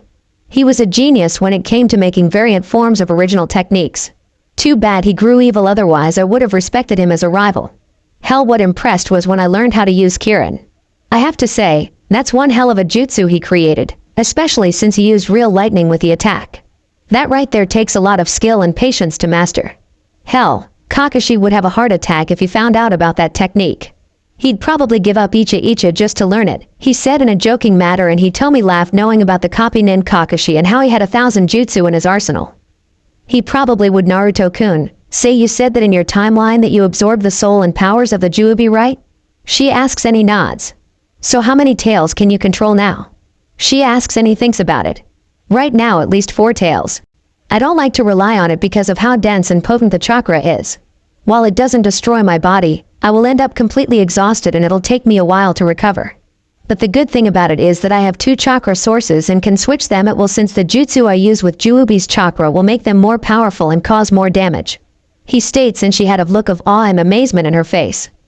So would that make you the new Juubi or are you still a Jinchuriki? She asks and Naruto looks up at the sky to think about it. Honestly, he told me I never thought about my status as a Jinchuriki or the new Juubi. It's possible that I'm the Juubi in a way since its soul merged with mine. He answers and she nods. They were suddenly approaching the camp and Hitomi morphed into her kid form and leapt on Naruto's shoulder. Naruto looked at the clones and spoke. Get a fire ready and start to skin the boar but leave the fur and tusks clean. Once you're done gutting it, remove the parts we don't eat and toss them somewhere out in the woods. I don't need predators and scavengers getting into our camp. He says and they nod as they drop the pike and pull out some blades and get to work on the boar. Naruto opens the bag and pulls out a dead rabbit. Here Hitomi. He says. She yips and grabs the rabbit, running off with it into the forest so that she can eat it in peace. Naruto chuckles at this and walks into the tent with the bag of fruit. Hey you guys, I'm back. He says as he places the bag of food down. Is that all you got, Aniki? Shinku asks and Naruto shakes his head. No. I have some clones outside skinning and disemboweling a boar outside. He says as Shinku grabs the bag and pulls out 2 apples and a mango. Who wants the mango? Shinku asks. Naruto holds his hand out and she tosses it to him. Naruto grabs it while she hands the second apple to Mei. Shinku's cheeks bulge and she sprays water onto the apple. Mei does the same while Naruto peels the skin off the mango and sprays it off with a water jutsu. After that they start to eat the fruit until Naruto speaks up. Hey Imoto. Yeah? She replies as she bites into the apple. How far you on elemental manipulation part for the Rasengan? He asks, getting Mei's attention on the jutsu that ended the last war. Not that far. The manipulation of pure chakra is tough enough but adding your affinity and stabling it is even tougher. She says and Naruto nods. No kidding. I'm halfway through the wind manipulation part. I need to find a way to control it and keep it balanced otherwise I'd end up blowing my hand off. He says and Shinku cringes at the thought of losing an arm. So you two are working on mastering your father's technique? Interesting. Mei says and they smile. Yeah, that would be amazing. Iwo would have a heart attack if they found out that the children of their most hated enemy improved one of his jutsu. I'm also working on making different versions of the Rasengan. I made one that's based off a windmill shuriken and one where it's a larger version of the Rasengan. Another one I'm creating is based off of a drill. Naruto says and Mei's jaw drops. He made different versions of the Yondame's technique? Shinku giggles at her reaction. Don't be so shocked, Mei-san, I'm also making my own versions of the Rasengan, though mine are based more on speed than strength. Right now I'm working on one that I can use for long distance. Kind of like how the puppet users in Suna use their puppets. She explains. Mei looked like she was about to pass out but then speaks up. If I may ask, how strong are you two? She asks and Naruto answers. Me, I'm at low to mid Anbu level while Shinku is around low to mid Jounin level. We just lack the experience they have. If we go all out I'm around high Anbu and she is high Jounin. He says and Mei just gapes in awe. Our mom and other members of our family trained us to the ground. That and the Reikage and his brother are psychos when it came to physical training. Naruto says and back in Kumo the lightning brothers sneeze. If I may ask, if I were to fight you both would I win? Mei asks and Naruto grins at her. Yeah, you would since you have more experience than us, but we can give you a run for your money. He answers and she smiles back. Well, at least you're humble about it. Most teenagers your age wouldn't be this strong and if they were, they'd gloat about it. She says and they nod. Naruto then smells burning meat. Looks like my clones are done with the boar. I'll be back, Shinku, Mei-san. He says and gets up and leaves the tent. When he exits the tent, he sees the skinless boar being roasted over a flame on a pike. One clone was cleaning the first skin while the other was cleaning the tusks it removed from the boar's head. That was when Hitomi appeared from the bushes licking her muzzle which had some rabbit blood on it. Naruto sees her approach her and smirks. I take it you enjoyed that rabbit? He asks. She looks at him and releases a belch and a tint of pink appears on her muzzle, making him chuckle. I'll take that as a yes. He says and she glares at him which in his opinion made her look cute. You know no one will take that glare seriously, Hitomi-chan. It makes you look like an angry puppy. He says and she yips while her ears fall down. Naruto laughs at how she's acting and rubs the top of her head. None of that now, Tomi-chan. he says as he picks her up and places her on his shoulders. She then licks him on the cheek while he strokes the side of her neck and watches the boar cook. Naruto pulls out a small scroll and opens it. In a puff of smoke, a pair of plates with forks and knives appear. Naruto pulls out a knife and cuts into the boar, removing small slabs of cooked meat and place them on each plate. Naruto heads back into the tent with the 3 plates. Who wants boar steak? He asks with a cheeky grin on his face. Shinku rolls her eyes and takes 2 of them and hands the other one to Mei. This smells great, Mei says as she takes the fork and knife and cuts a small piece off with a knife and places it on a fork. She lifts the fork to her mouth and bites down on the warm tender meat and chews on it for a while before swallowing it. This is good, she says and starts to eat more of the steak. Yeah, I prefer this over deer meat, Shinku says while Naruto nods. No kidding. Hey, remember when Anko and Yugao took us on that survival trip and you ate those glowing mushrooms? Naruto says as he snickers at the memory because Shinku's entire body glowed green for 3 days and after that, she fell into a bush filled with poison ivy and had rashes everywhere. Then she ended up eating green berries by accident and her skin broke out and she swelled up like a balloon, and during their final day, she picked up a skunk by accident and got sprayed. Naruto had never laughed so hard in his life. Shinku glared at her snickering brother and huffed. That was the worst survival trip ever. I have never felt so humiliated in all my life. She mumbles and Naruto laughs out at the memory. Oh man, what a trip. Anko would never let you live it down. You know she still has the pictures, right? He asks and she pales. What? I thought she got rid of them, she says and Naruto shakes his head. Shinku, this is Anko we're talking about. You know she's a prankster like me, only worse. I still can't believe you picked up that skunk. Mom had to leave you out in the backyard for a whole week, he states and she blushes in embarrassment and anger. I was 8 for crying out loud and I thought it was a cat, she yelled, but Naruto laughs even harder. Emoto please, that's the lamest excuse ever. Even I know the difference between a weasel and a cat. I'm so glad I bolted out of there before you realized what it was, he says while recalling the memory in his head. Flashback. 8-year-old Naruto and Shinku were done with their survival trip and were currently packing their gear up. Anko and Yugao were cleaning up the camp, making sure that they didn't leave anything the wildlife could get. Shinku had put an empty oil lamp in her pack and noticed something that was black, white and furry. Naruto had finished burying some leftover bones on the ground when he heard Shinku. Hey Aniki, look what I found, she called out. Naruto groaned and walked towards his sister who had her back turned. What is it this time, Shinku, and please don't tell me it's poison ivy, he asks. No, I found a cat, she says as she turns around grinning with a black and white cat in her arms. Naruto's eyes widen and he steps back. That's not cat, Shinku, and please put it down slowly, he says as he backs away slowly. Shinku blinks in confusion and walks forward. What's wrong, it's just a cat, she says, but then Naruto bolts out the area screaming about a skunk. Shinku blinks and holds the skunk away from her face. What's a skunk? She asks the cat and it wags its tail and grins evilly. Shinku once again blinks but then her eyes widen. Uh-oh, she said until it was too late. Naruto ran towards Anko and Yugao and pulled on their pant legs, getting their attention. What's up, Yondaime Chibi? Anko asks and a tick mark appears on his head. Don't call me that. Yu-chan, Shinku just picked up a... Ja! Shinku screamed. Skunk. He finished, making their eyes widen and they head towards the spot where Shinku screams. When they get there, they see Shinku surrounded by a green mist and she was coughing and rubbing her eyes. Anko caught a whiff of the skunk scent and she suddenly moved backwards while clutching onto her nose and mouth while her eyes watered and twitched. Naruto was hiding behind Yugao with his shirt over half of his face while the female swordsman had a hand over her mouth. Oh sweet Kemi. Shinku, what the hell were you thinking picking up a skunk? Anko asks. Cough cough, I thought it was a cat, Shinku says and continues to rub her eyes. You thought it was a cat? Oh great, first the glowing mushrooms, then the poison ivy, now a skunk. What's next? You're gonna play fetch with a wolf? She says sarcastically. Don't jinx it, Anko. Naruto yells and Shinku glares at Naruto and crosses her arms. Kami Kushina-sensei is gonna strangle me when we come back with the skunk princess. Anko mumbles. So who's gonna take her? She turns around to see Yugao and Naruto gone, leaving a dust trail and a tick mark appears on Anko's head. Boy! Get back here, you cowards! Don't you leave me here with Ms. LePew! She yells while shaking her fist. Flashback ends. By the time Naruto was finished talking about the incident, Mei was clutching her sides while laughing. Shinku's face matched her hair color and right now she wanted to throttle her older brother. I hate you Aniki, she mumbled while Naruto grinned. Love you too Imoto. Did I mention that Ka-san made her stay outside in the backyard for a week? He says, and that only made Mei laugh even harder.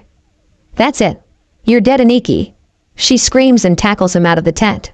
They roll over on the ground for a while and Shinku was now on top of him. Naruto was currently laughing as he held her wrists away from his neck. That was when two Kumo Anbu appeared and sweat dropped at the scene. The one with the lion mask coughed to get their attention and they looked up. Can we help you Shishi-san? Naruto asks as Shinku blushed due to the fact that she didn't have a shirt on and ran back into the tent while Naruto stood up, dusting off his pants. We were sent here to inform you that your border patrol is done and that a different squad of Jounin will be taking your place. Shishi, lion, stated and Naruto nods. Thanks. We'll be leaving soon. Naruto says and the two Anbu shunshine away. The Namikaze siblings managed to clear the camp and Mei helped also. After they packed up, they headed back to Kamagakure with Mei following them. Naruto had given Mei a black flak jacket so that the males of the village wouldn't look at her chest. As they walked through the village, Naruto and Shinku were greeted by some of the villagers and ninja there. Mei saw and talked to Naruto. You two are pretty popular with the citizens of this village. She says and Naruto chuckles. I think it's due to the pranks I played when I was younger and when I was training with the Reikage and as a Toto. When me and my family got here, the place was dull but when I came. Well let's just say that the village hasn't gotten boring, especially when the Reikage sent Jounin and Anbu after me whenever I prank him or certain members of his council. But I can say this about the civilian and shinobi council members. They can take a joke better than those stuck-up snobs that live in Konoha. He says and Mei raised an eyebrow at this. Shinku started to get frustrated and spoke. Aniki, do we have to walk to the tower? Why don't we just shunshine there unless you're hoping to run into Yugi-chan or Samui-chan, she said with a grin on her face. Naruto blushes and glares at Izimoto. Shut up. He says and grabs Mei's hand and doesn't realize the blush she had from the contact and they shunshine to the tower. Reikage Tower.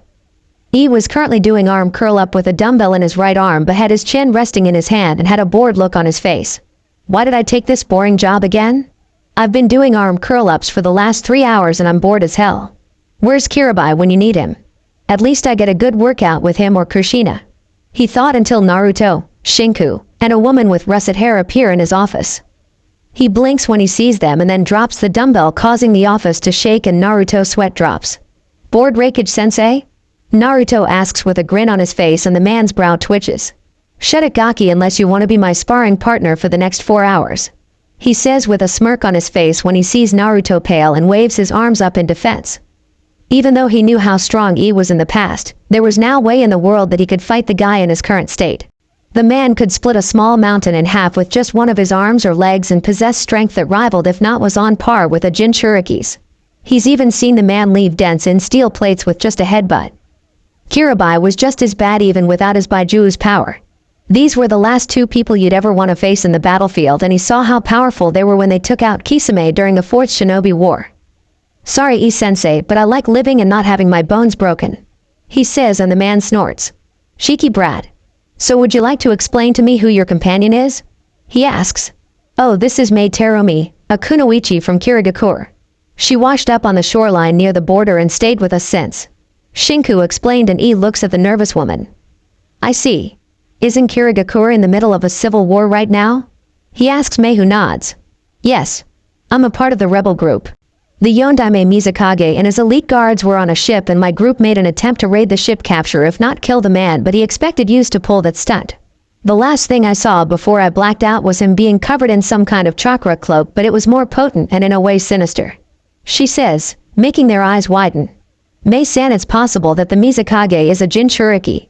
Naruto says and her eyes widen in horror. A Jinchuriki? Oh Kemi. No wonder I couldn't face him. He's a container for a Baijuu. She says quietly. Yep. There aren't a lot of nin out there that could fight let alone beat a Jinchuriki. Unless of course you had the abilities of the Shodaime Hokage or you're also a vessel who has a stronger Baijuu. Like me. I'm the vessel for the Kyuubi no Kitsune. Naruto says and her eyes widen in shock. But unlike the Mizukage's Baijuu, me and Kyuubi are on good terms despite the fact that it was my dad that sealed her into me. Kumo also have 2 vessels living here and they too get along with their Baijuu. Naruto states and Mei just stares at them. E coughs to get her attention. My Deshi is right. My Atoto and my adopted daughter contain Baijuas and they cooperate with each other to secure their survival. He says and she just nods. I see. Reikage-sama, I know this is asking a lot and I don't want to involve you with Kiri's situation, but I was hoping that if it was possible for you to aid the rebel side in the war. We are mostly clans with bloodlines and some are regular Jounin or former Anbu. She requests and he raises an eyebrow. You're requesting a neutral country to aid you in a war we have no part in? Do you understand that this action could start another great shinobi war? He asks and she lets out frustrating sigh. Yes, but what choice do I have? We're being hunted non-stop and half of our forces are already gone. We can't keep this up and it's only a matter of time before the Mizukage decides to purify the other nations that have bloodline users. She answers and E rubs his chin in thought. It's possible that could happen. Kumo would most likely be the first since we're a lot closer than Konoha is and I will not let that ignorant fool of a Mizukage try to pull that stunt. This is a lot to think about, Mei-san. I'll allow you to stay in Kumo until I make my decision. Do you need lodging for the time being? He asked. Mei was about to answer until Naruto spoke up. She'll stay with us for now, Reikage-sama. My mother won't mind. Naruto says and Shinku nods. Are you sure? I don't want to impose. Mei states only for Naruto to wave it off. Don't worry, we have plenty of room but a little warning. Keep your distance from Anko. He says and she blinks with a confused look on her face. Shinku giggles but then grabs her hand and they shunshine away. See ya, E-sensei, and try not to put another human-shaped hole in the wall. He says and shunshines away also. E mumbles about blonde cheeky brats getting on his nerves. That was when Kirabai kicks the door off its hinge, then it collides with E's head but it doesn't even faze him as it bounces off his head and a tick mark appears on the cage's head. Kirabai had a grin on his face and starts to rap.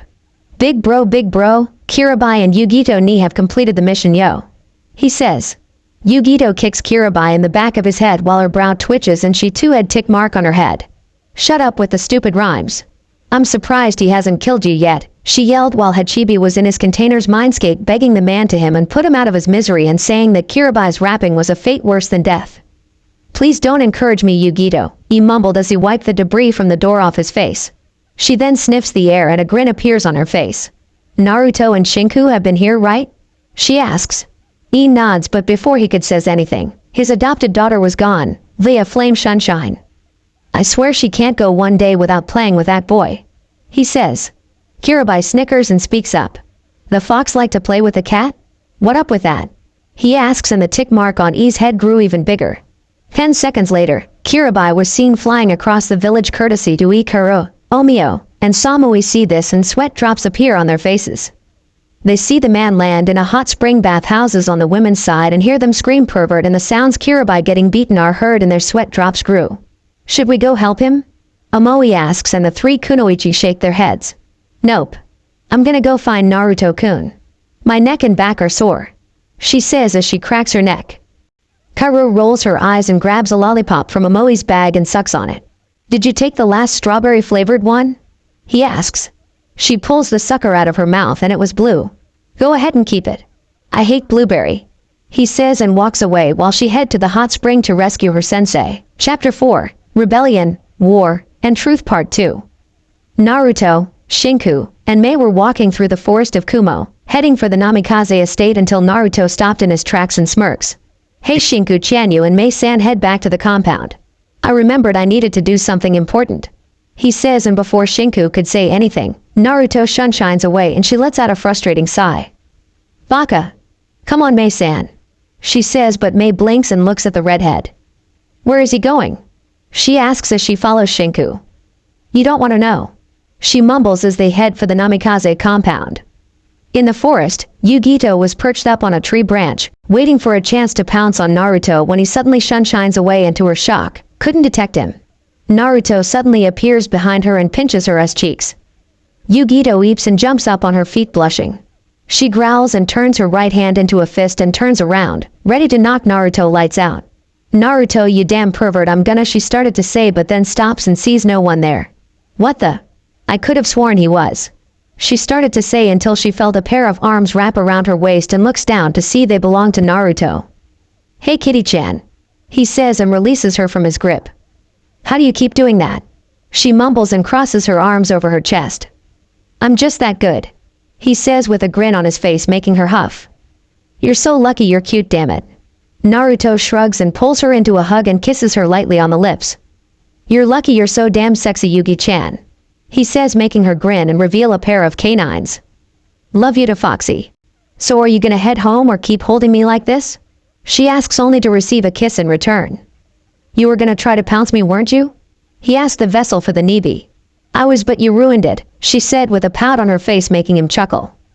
No need to pout, Yugi-hime. How's about I take you out for sushi after you meet Mei-san? Yugito nods with a grin on her face but then speaks up. Who's Mei? She asks. A Kiri-jounin we found unconscious near the shores of Kumo during border patrol. She's staying with us until further notice. Why? He asks. No reason. What is it with you and older women? She mumbles. Hey, you're only 3 years older than me and so is Samui-chan. He states as he lets her go. What about Anko and Yugao? She asks. Anko's not that bad. Okay, maybe she is, since she's been trying to jump me and make me her plaything since I was 13. Yugao-chan is normally quiet and I can be around her and not fear for my virginity. He answered while she giggles. Did Anko have her way with you yet? Naruto's response was a blush. She almost did, and if it wasn't for Rin-ne-chan I would have been scarred for life, he said with a shudder, causing Yugito to laugh at him. Aw, you poor thing. Must have been a traumatic experience for you. She cooed out and gave him a hug. And now I have to head back home and fear for my innocence again, he mumbled with a fake pout on his face and looks up at Yugito using the puppy eyes jutsu. You'll protect me from her, won't you, Yugi-hime? Naruto asks. Yugito's grin became wider and pinches his cheeks. You are so cute when you pout. You look like a sad puppy. She cooed out but then eeps when he pinches her ass again, releasing Naruto. Said blonde grin and runs away with an angry and red Yugito chasing after him. Come back here and face me like a ninja, you damn pervert, she yelled at the running and laughing blonde. Meanwhile, Shinku and Mei made it to the Namikaze estate and said Kiri Kunoichi was impressed by the sight. Wow. This is a nice compound, she stated. Thanks. The Raikage gave it to us as a welcome gift even though we aren't ninja for his village. She says as they approached the door and were about to open it until Naruto appeared in front of them grinning while an angry and red Yugito leapt out of nowhere with her clawed gauntlet drawn. Come here, you pervert, so I can use you as a scratching post, she said and slowly approached them. Shinku tried to dissolve the situation by stepping in between them. Whoa now, Yugi, I know Naruto should pay for whatever he did to you, but let's not forget you started it, and Aniki, stop being a pervert or I'll tell Ka-san, she said to Naruto, who was performing the raspberry but then stopped and paled when she said she'd tell their mother but then glares at her. Cal, and I'll tell her who's been going downstairs at night and stealing her private Dengo stash, and we both know it's not Anko since she knows better. He says, making her pale. Fine. Jerk. She mumbles while Yugito puts her weapons away while Naruto walks towards the door but then pauses and rolls his eyes. Hey, you guys might want to step away from the door, he warned. Shinku and Yugito move to the side, leaving a confused Mei, but Shinku pulls her to the side and says, just watch.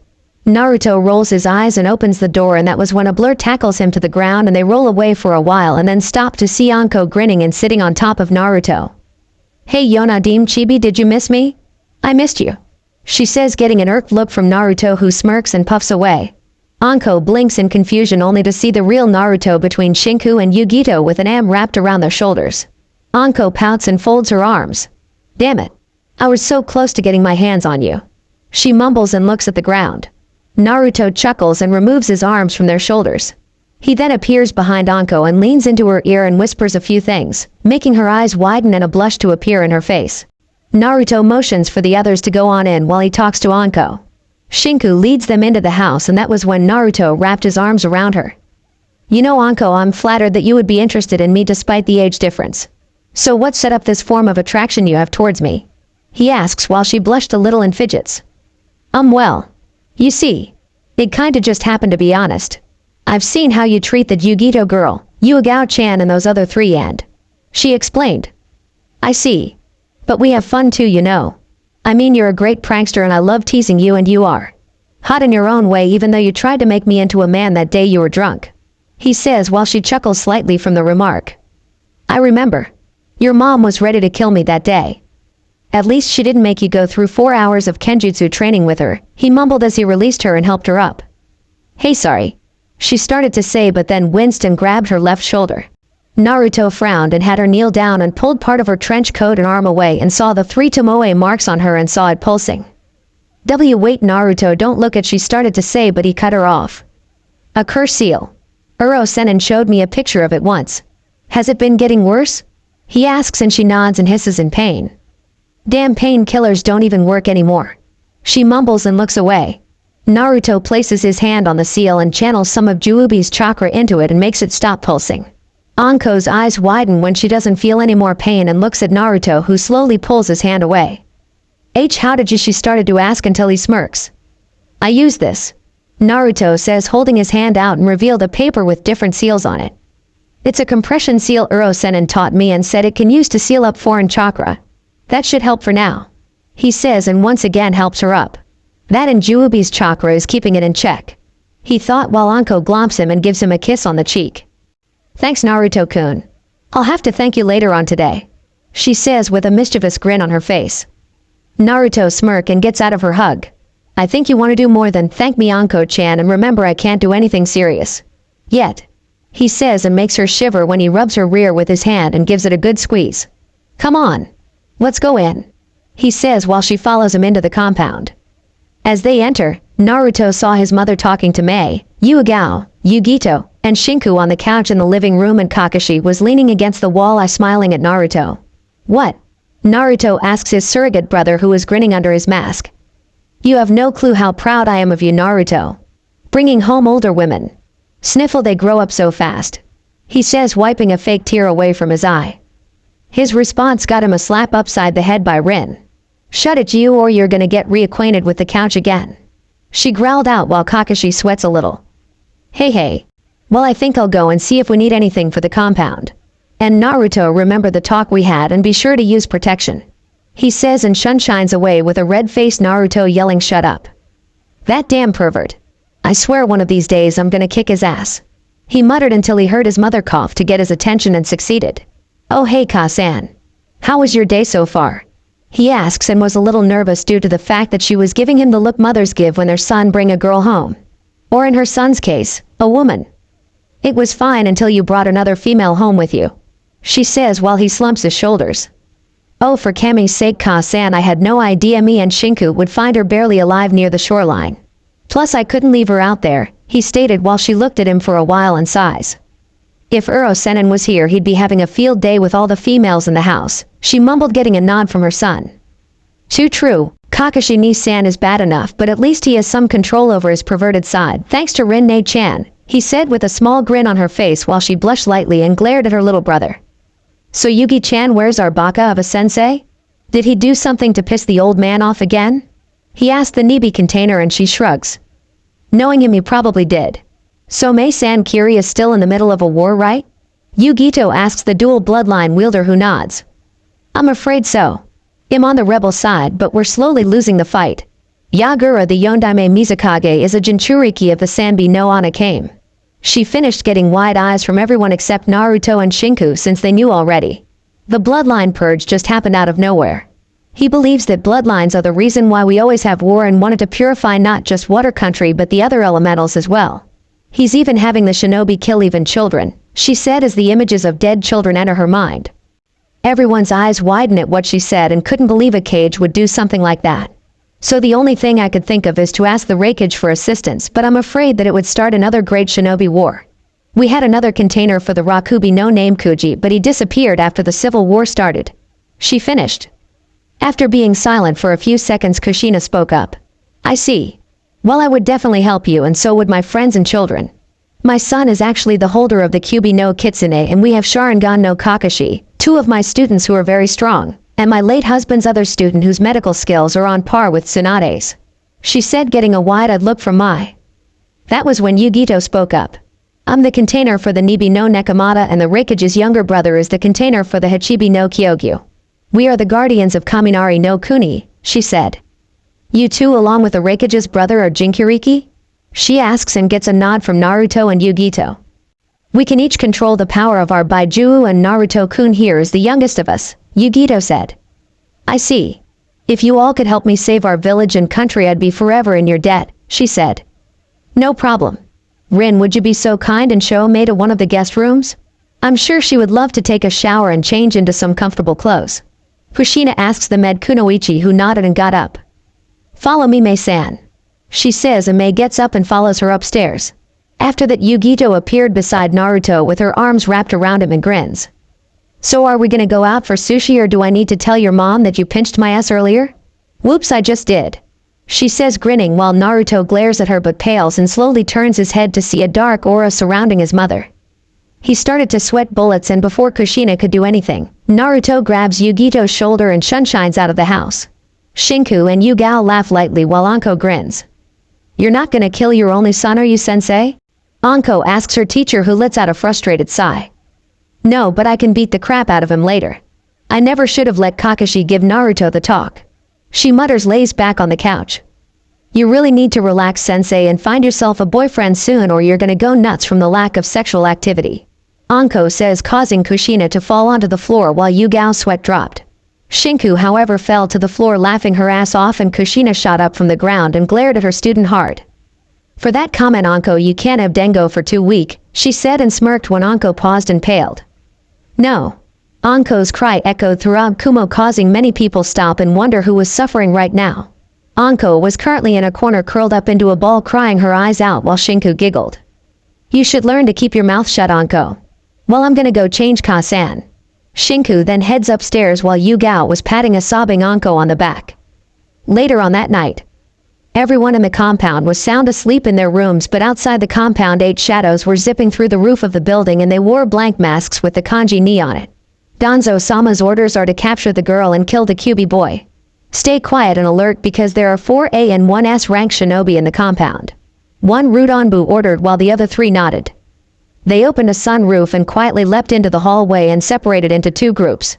Meanwhile, Naruto was in his room sound asleep until his eyes snapped opened, revealing the Sharingan, which glowed in the moonlight. Team 1 found a door on the right and slowly opened it, revealing a room and a person sleeping in the bed. The 2 root members slowly crept up and drew their tantos when they saw that it was one of their targets. The leader raised his tanto and instantly pulled the cover off, but the body faded away, and in its place was a seal that glowed white. Before the root members could react, a surge of electricity coursed through their bodies, making them scream out in pain and collapse while their bodies twitched and jerked. Naruto appeared wearing only a pair of black cargo pants while his Sharingan glowing in the dark. He then summoned 2 clones and had them tie the 2 drones up. That was when an explosion occurred and the house rocked, making his eyes widen. What the hell? Aw shit, Shinku, Naruto said, and suddenly warps away. Outside the building, an explosion occurred in the eastern side of the compound and smoke rose from it. A red blur leapt out of the smoke and into the forest, with 4 black blurs coming after her. Shinku was leaping through the treetops, clutching her bleeding arm. She suddenly stopped on a tree limb and flipped off of it when a barrage of kunai went right after her. She landed on the ground and sped away into the forest. 2 more Rudanbu leapt out of the trees and went after her. Who the heck are those guys, and why did they attack me? She thought as she increased her speed. As she sped past a tree, her eyes widened when she saw an exploding tag glow. Shit. She performed a few hand seals and slammed her hands on the ground, and a wall of earth appeared in front of her.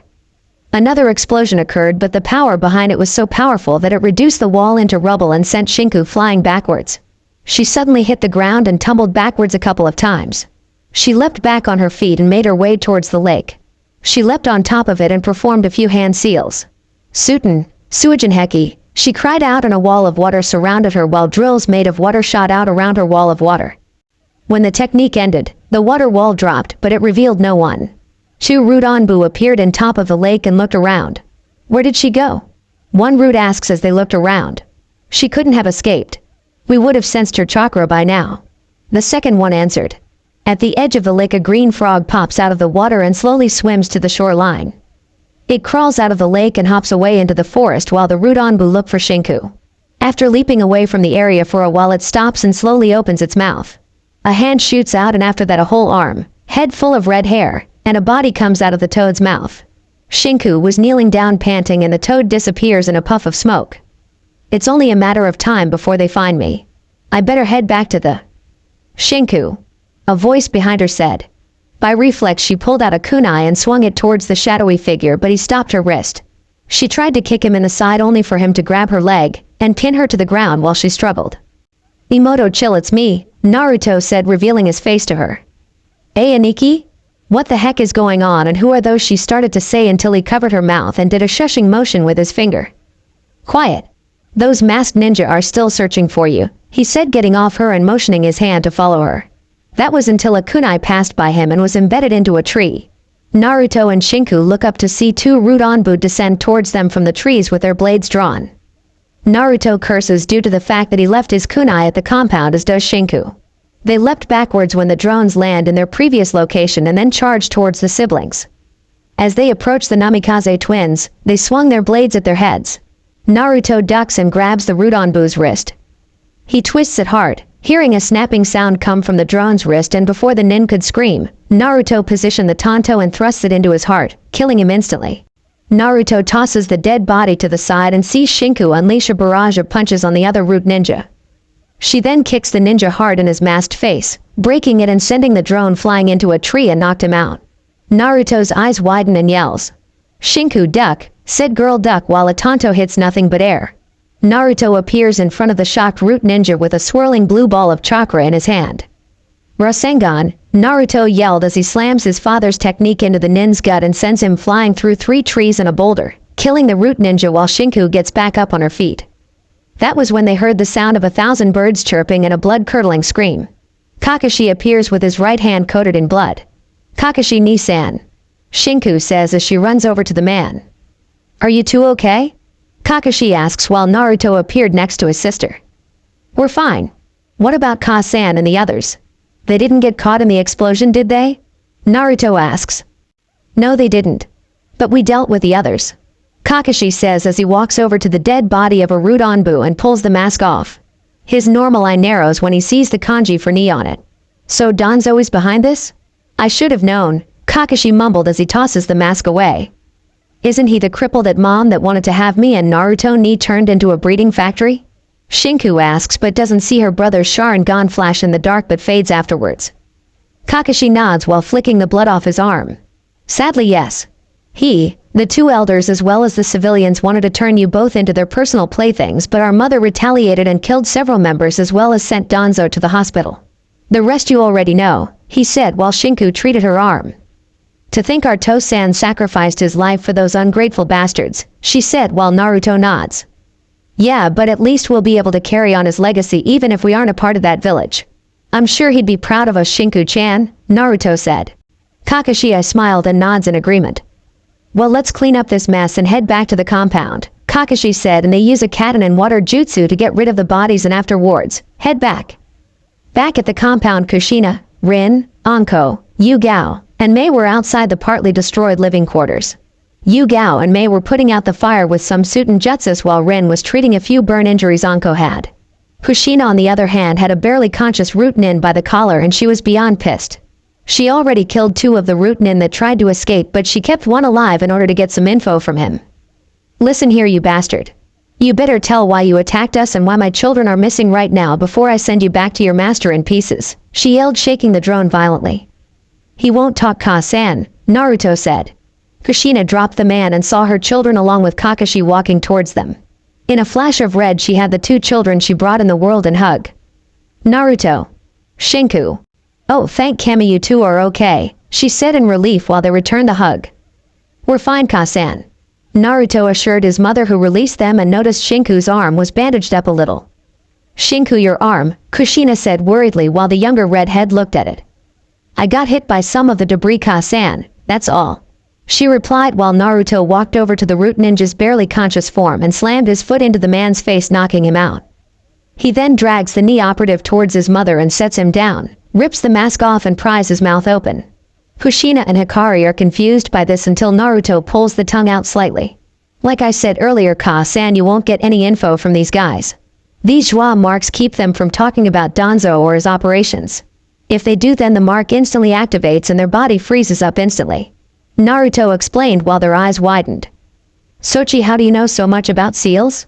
I mean, I know Jiraiya taught you and Shinku the aspects of Fuinjutsu and how to use them properly, but I honestly didn't think you'd get this far," she asked. Naruto, on the other hand, I smiled. "Dad's intellect rubbed off on me," he answered, but that was when he and a squad of his Anbu appeared. "Kushina, what the hell happened here? I could practically see the smoke coming from your home from the tower." He asked/demanded while the Anbu and Kakashi went to help Yugao and Mei in putting out the fire. Kushina brushed her hair back and spoke up. We were attacked by some ninja from Konoha. She answered, which made the man's eyes widen in shock. But they're not any of Sarutobi's men. They belong to a man named Danzo. Had a confused look on his face until Naruto spoke up. He's the team I told you about that forced us to leave Konoha. Naruto answered. I see. Are any of his men alive? He asks.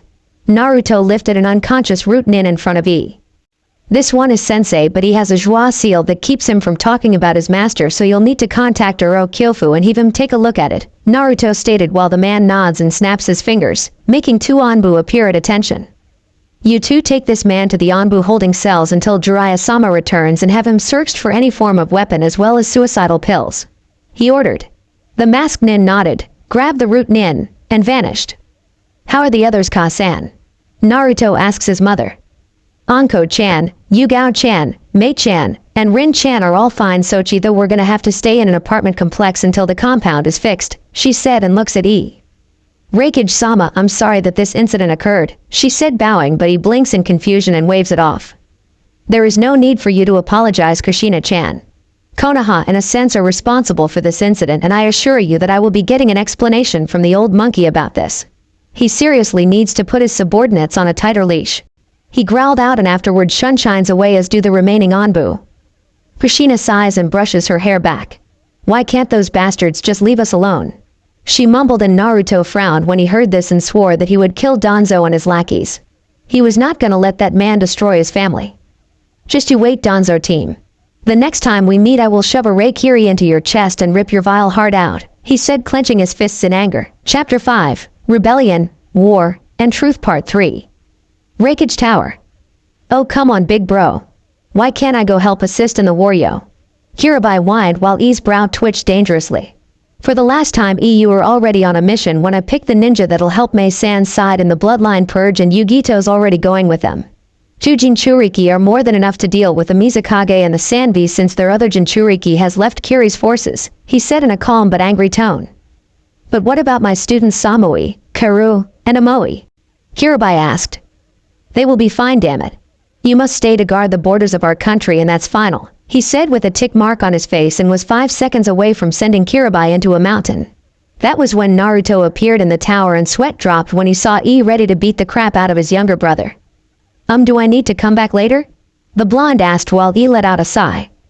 No, Naruto, stay. So is the group prepared to head into water country territory? He asked and got a nod from the blonde. Good, and so that you all will be posing as mercenaries that may hired to help assist in the war, since the last thing we need is another international incident and tampering with a neutral country's affairs. Do you all have a plan on how to deal with the man's forces? Asked Naruto, who nodded. Thanks to all the knowledge he gained from Madara after he absorbed him from his timeline, Naruto knew all of Kiri's strongholds, security shifts, locations of their backup supplies, and their weak spots. What about the daimyos? Naruto asked. They already know that we're making this attempt and are already planning to start a treaty with us once the rebellion side succeeds. Remember to stay alert out there, Naruto, because the ninja there are masters in stealth and assassination, he said, getting a nod from the blonde. And so am I, he thought.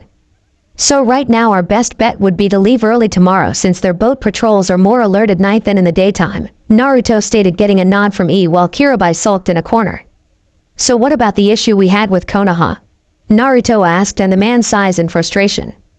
I hate to tell you this, Naruto, but unfortunately Danzo cannot be touched due to all the political influence he has on most of the governing system in Konohagakure, and despite our attempts to get any info out, the root Anbu, even with the curse mark removed, he reluctantly died from the interrogation and torture he went through, he said. Those words caused Naruto's eyes to flash red for a few seconds, and he clenches his fists in anger. You mean to tell me that that fucking cripple is gonna get away with sending his drones after my family and live to see another day? He asked in a dangerous tone, getting a reluctant nod from the man. Yes, but I sent a message to the Sandaime and gave him a warning that Konoha nin were not allowed to enter Kumo territory until further notice, and if any ninja from Konoha were seen anywhere in our country they'd be killed on the spot, and I also doubled our patrol squads around the borders, he stated. I see, but how does that keep Danzo team in check? Naruto asked, who grinned. To simply put it, Konoha would end up going to war with us, and it would be a war they cannot win because not only are they still recovering their forces from the Kyuubi's attack, but Kumo happens to have 3 Jinchuriki on their side while they have none. All in all, Yugito, and Kirabai will have little to no problem razing the place to the ground. He answered. That may be true, but Danzo's not someone who should be taken lightly. He was one of the few who competed with Hiruzen Sarutobi for the Hokage title, and the man is an opportunist and manipulator. He'll do whatever it takes to get what he wants no matter what the consequences. Naruto explained. I'll take your word on that. Well, good luck, kid, and please make sure those 4 get back in one piece or Kirabai will level half of Kumo to the ground. He stated since Yugito, Karu, Amoe, and Samui were like family to Kirabai, and to harm them in any way, shape, or form would spell death for the person responsible, and a pissed of Kirabai was a dangerous Kirabai since the man was the strongest shinobi in the village next to Ii and Kushina. I will, and I'll make sure Karo-chan doesn't kill that laid-back Baka Amoe during the mission, he said jokingly while he chuckles, knowing good and well how those two are always at it, and Samui and Yugito would have to be the ones to break it up. Yes, please do, he said while Naruto gives him a mock salute and disappears in a swirl of wind. The next day. Kumo shipping ports. It was midnight near the shipping docks of one of Kumo's ports, and standing near a large cargo ship were Kushina, Naruto, Shinku, Kakashi, Rin, Mei, Anko, and Yugao, along with a Kumo ninja that were gonna aid them, who happened to be Yugito, Karu, Samui, Amoe, and a squad of Anbu that were picked personally by Ii. Naruto was currently inspecting his gear, as were the others. Amoe was currently sighing while sucking on a lollipop and pondering on what would happen if this S-ranked mission would fail. Naruto saw the faraway look on Amoe's face and chuckles while making his way towards him. Amoe just kept pondering on the consequences if they were to fail to aid the rebel faction and get caught, until he felt a hand on his shoulder. He turned his head to see a smirking Naruto. You know, Amoe pondering on the negative outcomes isn't healthy, he stated, and the young sword user shrugs. I know, but hey, this is my first time going into the unknown territory of a neutral nation, and you never know what could happen there, he stated. Karo sighed in frustration and bopped Amoe on the head. Listen to what Naruto-kun is saying, Amoe. You take things way too seriously. Lighten up for a change. Besides, I can't wait to start kicking ass and taking names, she said as she flexed her arm and grinned. Said sword user looks at her with a bored expression and shrugs once again. Whatever, he said nonchalantly, which made her stumble over, but she caught her footing and growled at her teammate. She slowly raised her fist and swung it at an unaware Amoe until Naruto appeared in between them and caught her fist in his palm. You can pummel the laid-back idiot after our mission, Karo-chan, Naruto said, smiling at the girl who was now blushing, and pulled her hand away from his and folded her arms across her chest. Fine, she muttered while he chuckled. Hey Naruto-kun. Hitomi spoke up. Yeah, Hitomi-chan? He asked. How are you gonna handle the Yondaime Mizukage and the Sanbi? I'm pretty sure you and Yugito alone would be capable of handling them both, but do you have a way to beat him without killing him and releasing the overgrown turtle? She asked while Naruto pondered on this and spoke up. Actually, I do. From the knowledge I gained from Madara, he placed a powerful genjutsu on Yagura and controlled his actions throughout Kiri and having him start the bloodline genocide war, he said with a frown on his face. To be able to control a Jinchuriki who has full control over their Baijuo under a Sharingan-influenced genjutsu is amazing yet terrifying. Madara indeed was a man to be feared. Now I can see why my dad had a tough time facing him in my timeline. Indeed, but since you not only absorbed and gained Madara's and Sasuke's as well as the Jubi's knowledge, powers, eyes, and jutsus, facing the one in this dimension should be a sink for you since you know what he's planning to do, she stated. Maybe, but it's possible this Madara would be different from the one I fought and will more than likely try to use the Baijuo to gain his original strength back, but I can't worry about the Akatsuki yet. My primary concern is this war as well as Orochimaru and Danzo, he said to the vixen who nodded in his mindscape. That was when he felt a hand on his shoulder and looked up to see Kakashi. Are you nervous, Naruto? This is yours and Shinku's first time entering unknown territory and fighting in a war, and this is different from doing a mission since anything could happen. He asked the blonde with a concerned look on his masked face. A little aniki, but I'll manage, he assured the copy nin who nodded his head. Okay, but stay focused because in a few hours we'll be entering a war zone, he stated and left to get all of his gear ready, but a thought ran in his mind. That's really weird. Naruto doesn't seem so worried like Shinku was, and the look in his eyes. Those were the eyes of a shinobi who has fought in countless battles and has taken many lives, but that can't be right. I mean, sure, Naruto has been on missions when he's had to kill, but maybe I'm just seeing things. A while later they all boarded the cargo ship and it set sail towards Kiri. Inside the cargo hold, Naruto was currently sitting on a crate, sharpening his ninjato with a smooth stone, and that was when Yugito walked around the corner and sat next to him. They remained silent for a few minutes until the blonde spoke up. "You know Kiribai raised a huge stink over not being able to join in the war, right?" he asked while she chuckled and shook her head. "Yeah, that sounds like something our overgrown bull-headed sensei would do, especially with Amoe, Karu, and Samui with us.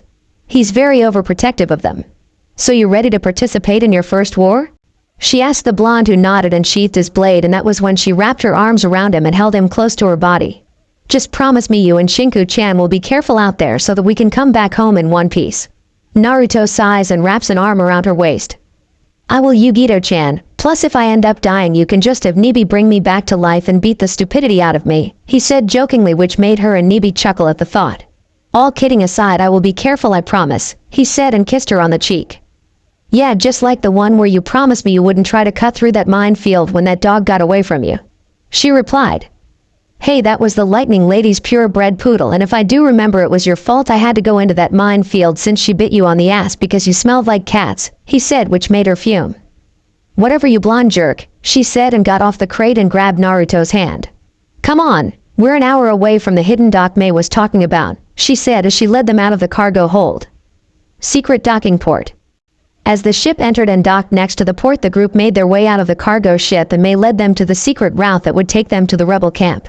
As they walked through the path, a small group of Kiri ninja appeared and blocked their path. That was when one of them walked forward. "Hold it. Are you allies or enemies?" the male asked. He was 6 feet 1 inch and was wearing the Kiri Jounin outfit. He had black spiky hair, reddish-brown eyes, and the lower part of his face was covered in black bandages. Strapped to his back was a large broadsword. From tip to handle, it is approximately 5 to 6 feet long, with a single-edged, enormous blade approximately 1 foot wide. It sported a bolted, steel base and blade, and there are 2 holes on the blade near the hilt. The base is retconned to having a swirling or winged motif at its base, tinted gold, and the blade is now black, with engraved marks at its base. All in all, the blade was wicked-looking. Naruto, in the other hand, raised an eyebrow when he saw the man. "Whoa, this guy looks just like Zabuza. Wonder if they're related in any way?" he thought. That was May made her way through the group and stepped forward. "Hello, Shinjin Momochi," May said with a smile on her face while Shinjin's eyes widened in shock. "May? You're alive? But how? I heard from the group that retreated that you were claimed by the sea after the failed attempt to attack the Mizukage and his naval force?" he asked the lava user, whose smile grew. "I would have had it not been for the children of the late Yondaime Hokage," she stated and motioned for the 2 siblings to step forward, and Shinjin's eyes widened when he saw 2 teenage versions of the Yellow Flash and Red Death. "They found me barely alive near the shores of Kumo and have helped me fully recover," she explained, and that was when Kushina stepped forward, which made Shinjin's eyes bug out, as did the other Kiri ninja. "It's Kushina Uzumaki, the Red Death," one of the Kiri nin stated as he pointed at her. Kushina, on the other hand, rubbed the back of her head in embarrassment. "Yes, I am the Red Death, and these 2 are my children, and we, along with my students, my late husband's students, and a group of Kumo nin are here to assist you and the rebels in ending this war," Kushina stated, making the Kirinin gawk and start to whisper to each other. "Can you believe it? We've got the Red Death on our side and get to see her in action," one male Kiri nin said. "I know. She was the only ninja who could go toe-to-toe with the Yellow Flash, and wait, she had kids with the man who wiped out Iwa's shinobi army in the blink of an eye," a female Kiri nin said. "Yeah, the blonde looks just like the Yondaime Hokage. I wonder if he knows the Hiraishin and Rasengan his father created?" another nin asked. Kushina's sweat dropped when she heard all of this and sighs. "Great, I've got fan club here just like in Kumo," she muttered while the Kumo nin's sweat dropped and the former Leaf nin snicker. Naruto, on the other hand, was focusing on Shinjin, who raised an eyebrow. "What?" he asked the blonde, who blinked a few times. "By any chance are you related to a Zabuza, Momochi?" Naruto asked, and the man's eyes widened but then returned to normal. "Yeah, I'm related to that idiot. He's my younger brother. Why?" he asked the blonde. "Well, you both look the same in a sense," he answered while the man chuckled. "Yeah, we get that a lot since I'm known as the Devil of the Mist while he's known as the Demon of the Mist. The only difference is that I'm stronger than him. The Baka should have listened to me when I told him not to make an attempt to kill the Yondaime Mizukage yet, but the damn brat was stubborn as hell. If I ever find him, I'm gonna break every damn bone in his body," Shinjin stated with an evil gleam in his eye which made Naruto's sweat drop. Yeah, you're related to him all right. Well, it's an honor to be fighting alongside of you, he said as he offered his hand, which the man looked at for a while and at Naruto but then nodded and shook the blonde's hand. Likewise, and I look forward to seeing the son of the Yellow Flash fight as well, Shinjin stated. After being introduced to the other Kirin Nin and the Kumo Nin that were assisting them, Shinjin and the Kiri Nin led them to the rebel camp. Rebel camp. As the group approached the camp, they noticed that in the camp were a lot of Kirin Nin that were ranked as Chunin, Jonin, Anbu, and some were wearing hunter masks, meaning they were Oi Nin. There were plenty of tents that ranged from small to large, and the large ones apparently were meant for holding supplies as well as the refugees that were against the war. There also appeared to be those with bloodlines in the group, and some that Naruto recognized, like a few members of the Kaguya clan, Hyo clan, Ketsueki, Blood clan, this is Ranmaru's clan, and a few others. Most of the clan members consisted of young adults who were tending to the children. That was when Shinjin stopped and looked at the group. Well, Mei, since you're back, let's head to the main tent and inform the temporary leader that you're back. The rest of you can join up, or if you want, look around, but don't wander too far. The Zanbeto user said and left with Mei following, and that was when Kushina spoke up. Kakashi, Anko, Yu Gao, Rin, and Yukumo Anbu are coming with me to meet the leaders of this rebellion. Naruto, Yu, Shinku, Yugito, Karu, Samui, and Amoe can look around, she said, getting a nod from the group while the adults left. So, what should we do now that we're here? Shinku asked the group, and that was when Amoe spoke up. I don't know about you, but I'm just gonna sit under a tree and take a nap, Amoe said as he left with his hands in his pockets, getting a sweat drop from them all. Lazy baka, Karu mumbled, but then appeared beside Naruto and wrapped her arms around his arm. Come on, Naruto-kun, you and I can look around and spend some time alone. She emphasized alone and had a grin on her face and dragged him off to God knows where, while said blonde blinked a few times and shrugs and walks alongside her, leaving Yugito and Samui glaring hard at Kuro's back. Said dark-skinned female turned her head around and did a victory sign with her hand and grinned cheekily at the two blondes had tick marks on their heads. That bitch. Where does she get off stealing your future mate?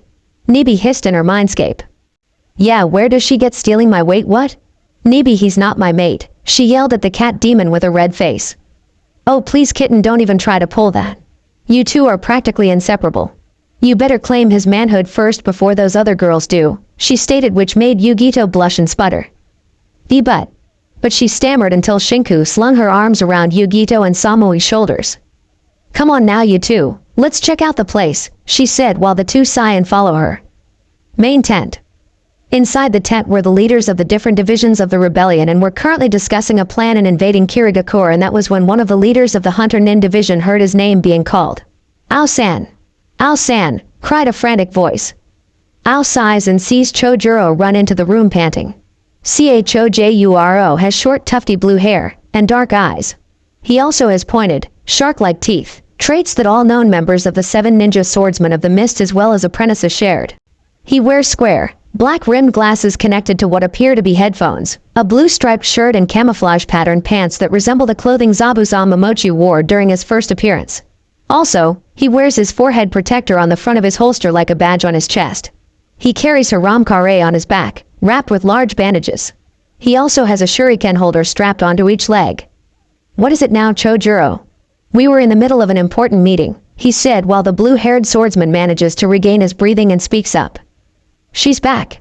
Mei-san is back? He said, which made the man's eyes widen. What do you mean she's back? She drowned during the failed raid on Yaguro's personal ship, said a man named Enishi Yukimura, the White Tiger of the Mist. He was 6 feet 1 inch and had short spiky snow-white hair and wore a long-sleeved white Chinese shirt with matching pants and black boots with an O-katana strapped to his waist. That was when the russet-haired woman walked into the tent with a grin on her face. "Aw, Enishi, that hurts," she said, and everyone inside the tent's eyes bug out. "And to think I thought we were best friends." She finished with a mock pout on her face. Mei? But how? We were told you drowned. He asked. She would have been had it not been for my children, said a feminine voice behind Mei, and Kushina walked in behind her, which caused everyone's eyes to bug out and silence filled the room. Oh my god, it's the Red Death, shouted Koga, the leader of the tracking and scouting squad. He looks like the Koga from Inuyasha, only he wears the Kiri shinobi outfit, while the others just gawked. Mei. What is the wife of the Yondaime doing here? Isn't she a part of Konoha? Enishi asked the female Terumi, who shook her head. No, she and her family reside in Kumo and are working as ninja for hire, and they are going to assist us in ending this war. Her children, Naruto Namikaze and Shinku Namikaze, saved me when I washed upon the shores of Kaminari no Kuni, and I stayed with them until I fully recovered. I also asked the Raikage for some assistance, and he allowed several of his Anbu and some Chonin and Jounin assist us. Mei explained. I see. So who are the other ninja that are with you aside from your children, Kushina-sama? Asked a rugged man who was in his 40s and went by the name Benkei. Please, there is no need for formalities, and as for others, they are Kakashi Hitake, Rini Nuzuka, Anko Mitarashi, and Yugo Uzuki, and they last two are my students, as the other two were former students of my husband. She answered, and the group looked like they were gonna have heart attacks. Those ninja were practically A-ranked in the bingo book, with Kushina being SS class ranked kunoichi, whose rep surpassed even Tsunade's. This is too good to be true. Somebody pinch me, Enishi said to himself, but then he yelped and rubbed his arm due to the fact that Kagura Kaguya pinched his arm and had a grin on her face. She was wearing a battle black kimono with a pair of biker shorts and had a nadachi strapped to her back. What he said, pinch him, so I did, she said with a grin on her face while the other's sweat dropped. Meanwhile, Naruto was walking around the village with the dark-skinned kunoichi holding onto his arm and looked at the sight before them. There appeared to be a lot of medical tents, since outside the tents were medical nin treating those who got injured, and saw plenty of body bags where family members were crying over the loss of their loved ones. Kaoru couldn't help but be saddened at this. She knew war wasn't pretty, since she and Amoe were war orphans due to the fact that their parents were killed in the last one. As they walked around, they heard the sound of someone calling for help and saw two Kirin in. One was female and had raven-colored hair and violet eyes, and she was having trouble holding him up due to the fact that he had a couple of kunai and tanto sticking out of his back, and his right arm seemed to have second-degree burns. Akira, hang in there, we're almost at the medical ward, she said as she tried to hoist him up on her shoulders. Why, you should have left me there, Kuroko-chan, Akira stated and grunted in pain. Shut up. I don't want to hear you talking like that now, stay awake, Yubaka, she said, and then turned her head to see a male blonde teenager run up to them and a dark-skinned female teenager walk up to them, as well as a small group of medical nin. Oh, thank Kami, she said. Here, let us help you get him to a tent. Naruto offered, and he and Kaoru carefully placed Akira's arms over his shoulders, and Kuroko smiled tiredly as she let Kaoru take over. Thank you, she said as she held her bleeding arm while one of the medic nin walked over and helped heal her arm, while the others led Naruto and Kaoru to one of the medical tents. A few hours later, Naruto, Kaoru, and Kuroko were sitting outside the medical ward while said Kiri Kunoichi had a bandaged arm and a few patches on her face. A medical nin walked out of the tent and wiped a bead of sweat off his forehead. How is he? Kuroko asked the man, who sighs, but a small smile forms on his face. He'll be fine. He just needs to stay off his feet for a few weeks. Luckily, none of those weapons hit his vital organs. The med nin said while Kokoro let out a sigh of relief. Oh, thank Kami, she said to herself. Naruto then sat up, which made Kaoru raise an eyebrow in confusion. Come on, Kaoru-chan. We need to head back, he said, which made her nod and get up. Night. The 6 leaders of the rebel forces along with their platoons of ninja were standing on a hilltop. Naruto was standing beside Kakashi and Anko, who were in their war gear, and standing in the middle of the leaders was Mei Terumi, who was in her war gear and had her blade Kane Heim, Blaze Princess, strapped to her back, Nero's blade Red Queen from DMC4. Listen up, everyone. She called out, getting the attention of the other ninja. I am gonna be honest with you all. Tomorrow is not promised to us, and we'll more than likely die in this final attempt to free our home and country from the darkness that has plagued it since the Yondaime Mizukage started the bloodline purge. All I ask from you is to look out for one another, and should you fall, take as many of our enemies as you can with you until you breathe your last breath. Tonight will be the fall of the bloody mist and the rise of a new era for us and the next generation, she said, and raised her fist in the air for Kiri. She cried out. Enishi raised his fist in the air. For Kiri. Benkei did the same as his fellow comrades. For Kiri. As did Kagura Kaguya. For Kiri. And Koga Kurokami, Black Wolf, did the same as well. For Kiri. And finally Ao. For Kiri. Shin Momochi stood forwards and drew his Zubatu and raised it in the air. For Kiri, he shouted, which was responded by the other Kiri nin let out a battle cry that echoed throughout the forest. Mizukage Tower. Yagura was currently wearing his cage robes with the hat overshadowing his eyes, with his Anbu flanking him. Cry out all you want, you fools. You are merely delaying the inevitable, he said in a deep tone. A few hours later. The sound of metal clashing against metal, battle cries, and flames burning echoed throughout Kirigakura no Sato, and apparently the rebel side was advancing due to them attacking the less guarded areas instead of the main gate. They also managed to cut off their backup supplies in some of the communication towers. Right now Naruto and Kasashi were taking down Chunin-ranked Kiri-nin left and right. Said blonde ducked when a broadsword whizzed past his head, taking off a few strands, and delivered a chakra-enhanced punch to the man's gut and sent him flying into a concrete wall. That was when a chain ensnared his arm and saw 5 Kiri ascend towards him with their kunai and blades drawn ready to skewer him. Naruto closes his eyes for a few seconds and they snap open, revealing his Sharingan. Chidori Nagashi, Thousand Bird Current, he said quietly, and a powerful electronic discharge erupts from every part of his body which electrocutes the Kiri-nin and makes them cry out in sheer agony due to having volts of electricity course through their body. They collapse onto the ground twitching in pain while the current continues to surge around the blonde. Kakashi just knocked out a Jonin-ranked nin with a chop to the back of the neck and turns his head sideways to see Naruto, and his eyes widened at what he saw, especially when he saw the Sharingan in the blonde eyes. The copy nin shook his head and turned his attention toward a small group of charging Kiri ninja heading right from him. I must be dreaming because I just saw Naruto have the Sharingan, but that's insane. The battle must be getting to me.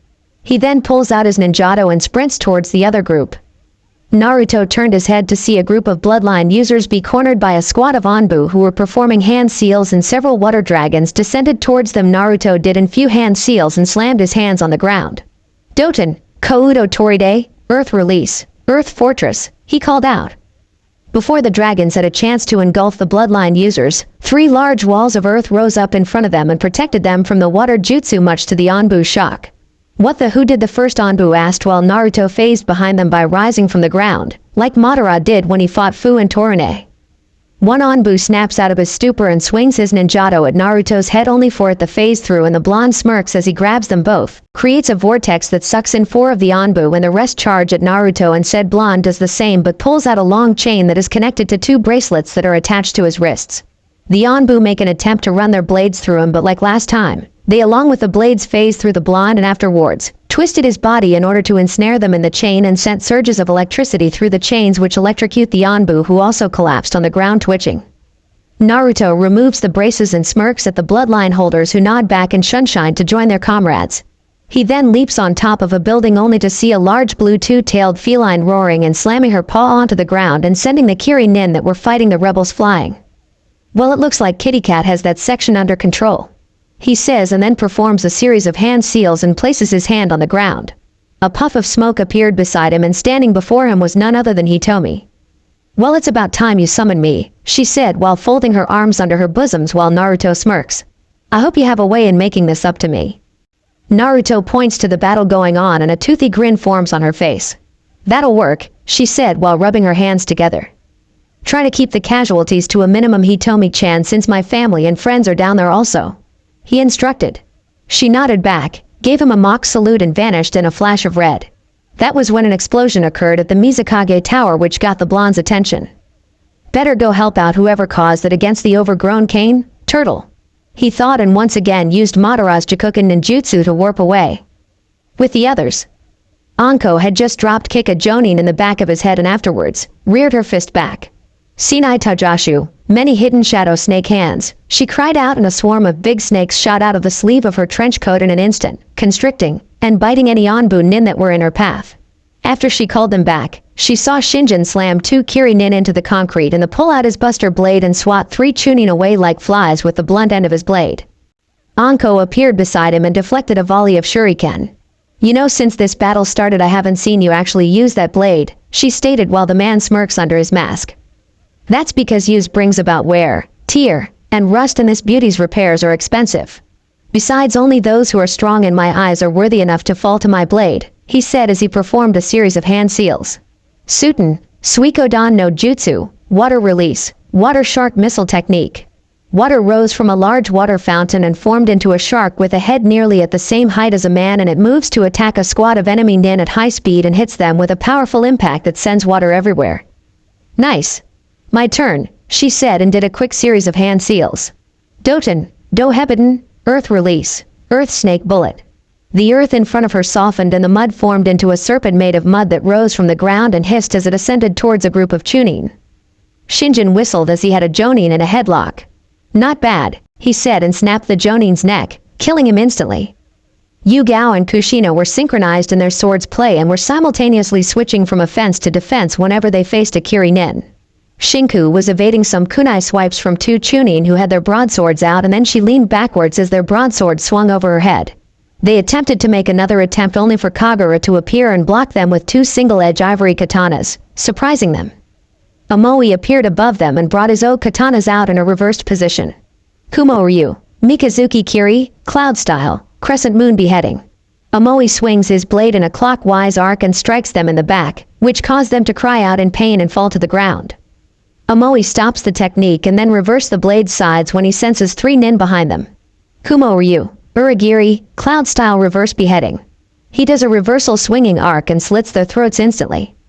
Not bad, kid. Those were some sweet moves, Kagura said with a smirk on her face while Omoi shrugs. Thanks, but it's no big deal really, he stated while the Kaguya chuckles. Skilled and humble, you're all right in my book, she said while Shinku got up and vanished in a blur, striking down several ninja using the Shukuchiki, Sujiro Sita's technique, with her katana, and reappears with it drawn out but sheathes it once again. I hope Nisan is doing okay, she said to herself, and goes to help Rin, how was treating the injured while a group of Cloud Onbu were protecting the injured. Mizukage Tower. Mei was the first to leap out of the smoke and land on the rooftop, skidding backwards with Kanheim drawn. Enishi was the next one to land next to her, but with the left sleeve of his jacket torn off. The snow-haired swordsman growled in frustration and ripped the jacket off, wearing a sleeveless black muscle shirt underneath it. Enishi, are you okay? Mei asked her childhood friend, who nodded. Yeah, I'm good. Damn team tried to blow my arm off, he said with a scowl on his face. That was when Yagura in his cage robes appeared with a blank expression on his face. Don't assume that just because you planned a surprise attack on me doesn't mean you'll win, or have you forgotten about our encounter a while back, Mei Terumi? The man asked, which made the girl scowl. Yagura, do you realize what your actions have done to our village? Our country? How many lives were destroyed? Why are you doing this? What happened to make you change and become a tyrant? She asked the Jinchuriki, who remained unemotional. What I have done is purge our land of these accursed bloodlines, and I intend to carry on my ideals in purging this world of the very thing that starts wars and causes destruction, and anyone who disagrees with my ideals are traitors and deserve to die. He replied, which made the two clench their fists in anger. Is that so? Said a voice behind Mei and Enishi, and the two turned their heads and see Naruto walking towards them, with the difference being that he had the Sharingan activated and had what appeared to be a guardless katana that had a black hilt with white diamond patterns on it drawn. Enishi's and Mei's eyes widened when they saw this dujutsu. Sharingan? Enishi asks himself. Yagura, on the other hand, narrows his eyes. Great, another ninja has violated the soil of my country with his vile blood, he said darkly while Naruto keeps his expression calm and sharp. This coming from a cage who's the vessel for an overgrown turtle, he said, which made the man's eyes widened a little. I believe you contain the Sanbi no Kyode game, three-tailed giant turtle, correct? How did you know? Unless you're a vessel too. Yagura asked, and his answer was Naruto with a smile on his face. You can say that, but sadly I don't have the time to explain it to you. After all, 3 is no match for 10. He replied, which made the other's eyes widened, especially Mei, because she believed that he was the vessel for the Kyubi no Yoko and wondered why he said 10-tailed, because she thought that there were only 9 Baijuu. Don't patronize me, fool. There is no 10-tailed Baijuu. The Mizukage said, and then threw off his hat and robes. Yagura has unkempt gray hair, pink eyes, and what seems to be a stitch-like scar running from under his left eye all the way down his cheek. He has a dull expression and wears a gray undershirt with short mesh sleeves, which has a metal plate of a Kirigakure forehead protector sewn onto it. He also wears a long green scarf around his neck, a turquoise sash around his waist, paired with a green indumenta that hangs on his legs, and black pants. He's one of the few ninjas to not wear sandals, instead relying on a pair of brown boots opened on the back. On his back he carries a staff-like pole weapon with uneven hooks with a green flower on the end of the larger hook.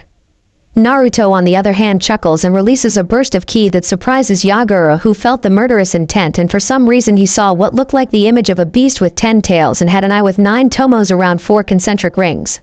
Dark blue chakra slowly forms around Naruto and flows off of him like fire, and the tiles underneath him cracked and started to spread out. Enishi and Mei were amazed when they felt the chakra emitting from Naruto's body. Incredible. The chakra emitting from his body is so powerful, and this isn't even the Baiju's chakra. It's all him. The white tiger of the mist thought. Don't think so highly of yourself, boy. You are strong, but you are no match for a cage, he stated. Mei-san Enishi-san, Naruto said quietly, getting their attention. Yagura is being controlled by a powerful genjutsu, he stated, which made their eyes widen. Are you sure? Mei asked and Naruto nodded. Yes. My eyes can see it and whoever's doing it can use it even when he's not in the area. To pull a stunt like that requires someone who is beyond the level of a cage. He answered. So what should we do? Enishi asked. Our only option is to weaken him enough to sever the connection between him and his Baijuu and then break the genjutsu. Naruto finished while Enishi scoffs and draws his Wadotachi, the blade Enishi used in Rurouni Kenshin, Howaido Tora, White Tiger. Easier said than done, kid. Yagura has full control over his Baijuu and its power, he stated while Naruto grinned. And so do I. In a sense, because I am in a way the new Juubi, he said and thought to himself. Yagura pulls his staff off his back, twirls it a few times and goes into a Bojutsu stance. Naruto twirls his blade a few times and places it in a reversal grip while Enishi goes into a Watojutsu stance and Mei twists the hilt of her blade, making it ignite into a flaming blade. Listen, should he morph into his chakra cloak or Baijuu form, I want you to let me handle it, he said, getting side glances from them. Are you sure? Enishi asked the blonde, who nodded, while his Sharingan started to spin rapidly. Okay, then just be careful. Yagura is highly skilled in using water jutsu and I'm talking about Nidaime level. He answered. That was when Naruto pulled a kunai out and chucked it at high speed. Kunai Kage Bushin no Jutsu, Shadow Kunai Clone Technique, Naruto said as he performed a series of hand seals. There were now around over 100 kunai ascending towards Yagura, who started to twirl his hook staff around clockwise in front of himself and deflect the kunais. Enishi took this opportunity to sprint around Yagura and aimed when he got close enough, aimed for his side and swung his blade. Yagura manages to deflect all the blades and then BLCKS an upward slash delivered by Enishi, who smirked. Poor form of defense, Mizukage. He taunted. Shugeki Tosai, kicking sword rush. Enishi kicks the back edge of his blade to increase the speed and force of the strike when he swings his Wado upward. The force from the kick was so powerful that it forced Yagura's staff back and in the air, leaving him open for an attack. Mei appears with her blade blazing and swings it at his torso. Homer Adama, burning soul, she cried out and swung at him diagonally, leaving a blazing trail of fire while the hit slashed a shocked Yagura across the chest and torso, only he bursts into water. Shitamizu Bunshine. She cursed and then had to duck to avoid being impaled by the small hook on the end of the cage's staff and leaps away. Enishi leaps into the air with his blade in a reversal position and seemed to be channeling wind chakra into the blade. Shiroidu, White Sickle. He swings his blade twice, releasing two white crescent blades made of wind. Yagura leaps away and senses Naruto behind him and blocks a downward slash with his staff, and the blonde smirks. Chidori Nagashi, Thousand Bird Current. Electricity erupts from the blonde's body and zaps Yagura, who grunts in pain and is slightly paralyzed from the attack. Enishi took this opportunity to strike the man in the chest with a powerful palm strike that makes Yagura cough up saliva, and Mei appears and kicks him in the chin, sending him flying high into the air. Naruto appears behind him while in the air. Kage Buyo, Leaf Shadow Dance, he said quietly while Yagura's eyes widened as black bandages instantly wraps around his body and ensnares him in a cocoon-like state. Naruto grabs the man and starts to slowly rotate until they started to spin rapidly at incredible speed and descend towards the ground. Emote Renge, Initial Lotus. The blonde called out and he pile drives the Mizukage into the rooftop head first, making the place shake slightly and cause dust to rise up into the air. Naruto leaps out of the dust and in between the two leaders of the rebel faction and frowns. Stay on your toes because this is far from over, Naruto said as the dust cleared and revealed the broken body of Yagura and it melts into water. They heard a boot slam on a roof tile and turned their heads to see Yagura glaring at them. I have to say you three are impressive, especially you boy.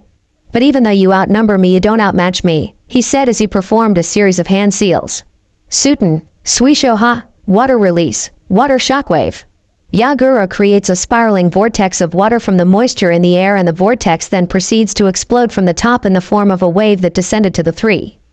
Naruto does a small series of hand seals and slams his palms onto the wall. Doten, Doryuki. A large wide wall of earth appeared in front of the trio and stopped the impact of the wave, which shook the tower and the remaining water dripped down the roof. Enishi took this opportunity to scale the wall until he reached the top while Mei ran around the earth wall doing a series of hand seals. Yotan, Yoganami. Her cheeks bulged and she spat out torrents of hot magma that covered up the entire roof and kept Yagura in his place, but said Mizukage scoffs and fires a torrent of water from his mouth which hit the magma and cooled it off as steam rose into the air. You little lave trick won't save you, Meiteru. He didn't get to finish due to the fact that he hissed out in pain when he saw the skin on his arm peel away as the steam hit his skin. Have you forgotten about my second Kekkei Genkai, you fool? Mei taunted as she did a horse seal and sucked air into her mouth. Futten, Komu no Jutsu, boil release, skilled mist technique. Released a corrosive acid-like mist from her mouth which ascends and engulfs Yagura. Did she get him? Enishi asked himself, and his answer was a bluish-gray ethereal chakra hand launching itself at the earth wall and strikes it, demolishing said wall, which caused Enishi to fall of the crumbling wall and descend towards the jagged rocks, or would have, had his falling body not have been stopped by a human-sized cushion of sand. What the? He asked himself. Another one shot out of the mist and ascended towards a shocked Mei, who had little time to escape it until a wall of what appeared to be sand rose in front of her and it deflected the chakra hand. Mei blinks in shock when she sees this. Sand? But how? Mei asked herself and saw Enishi ascend towards the ground on a sand cushion that landed him down safely. Said sand dissipated and they watched as it ascended towards the Naruto, who had a large gourd that swallowed up the sand. Stay focused. That acid mist Mei's sand conjured up only pissed him off, Naruto said while a tick mark appeared on Enishi's head. Nah, really? Enishi asked as a vein throbbed on his head.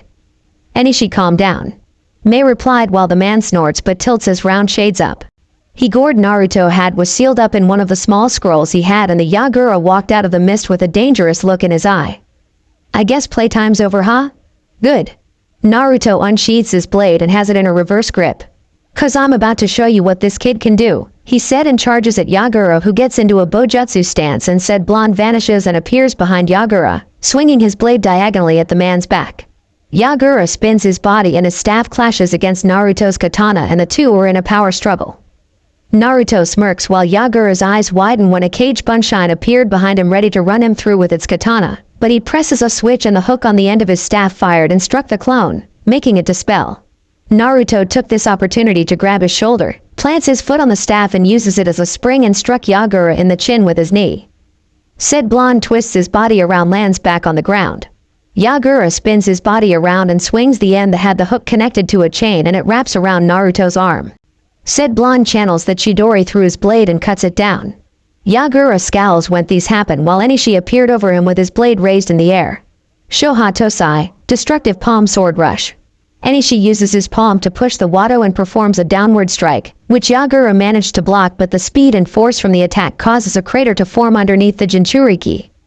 Mei, on the other hand, took this opportunity to slide under the man and break his balance with a slide kick, making the man stumble over, while Enishi performs a roundhouse kick and strikes Yagura in the jaw with the heel of his boot and sent the man flying, and Yagura crashes to the ground.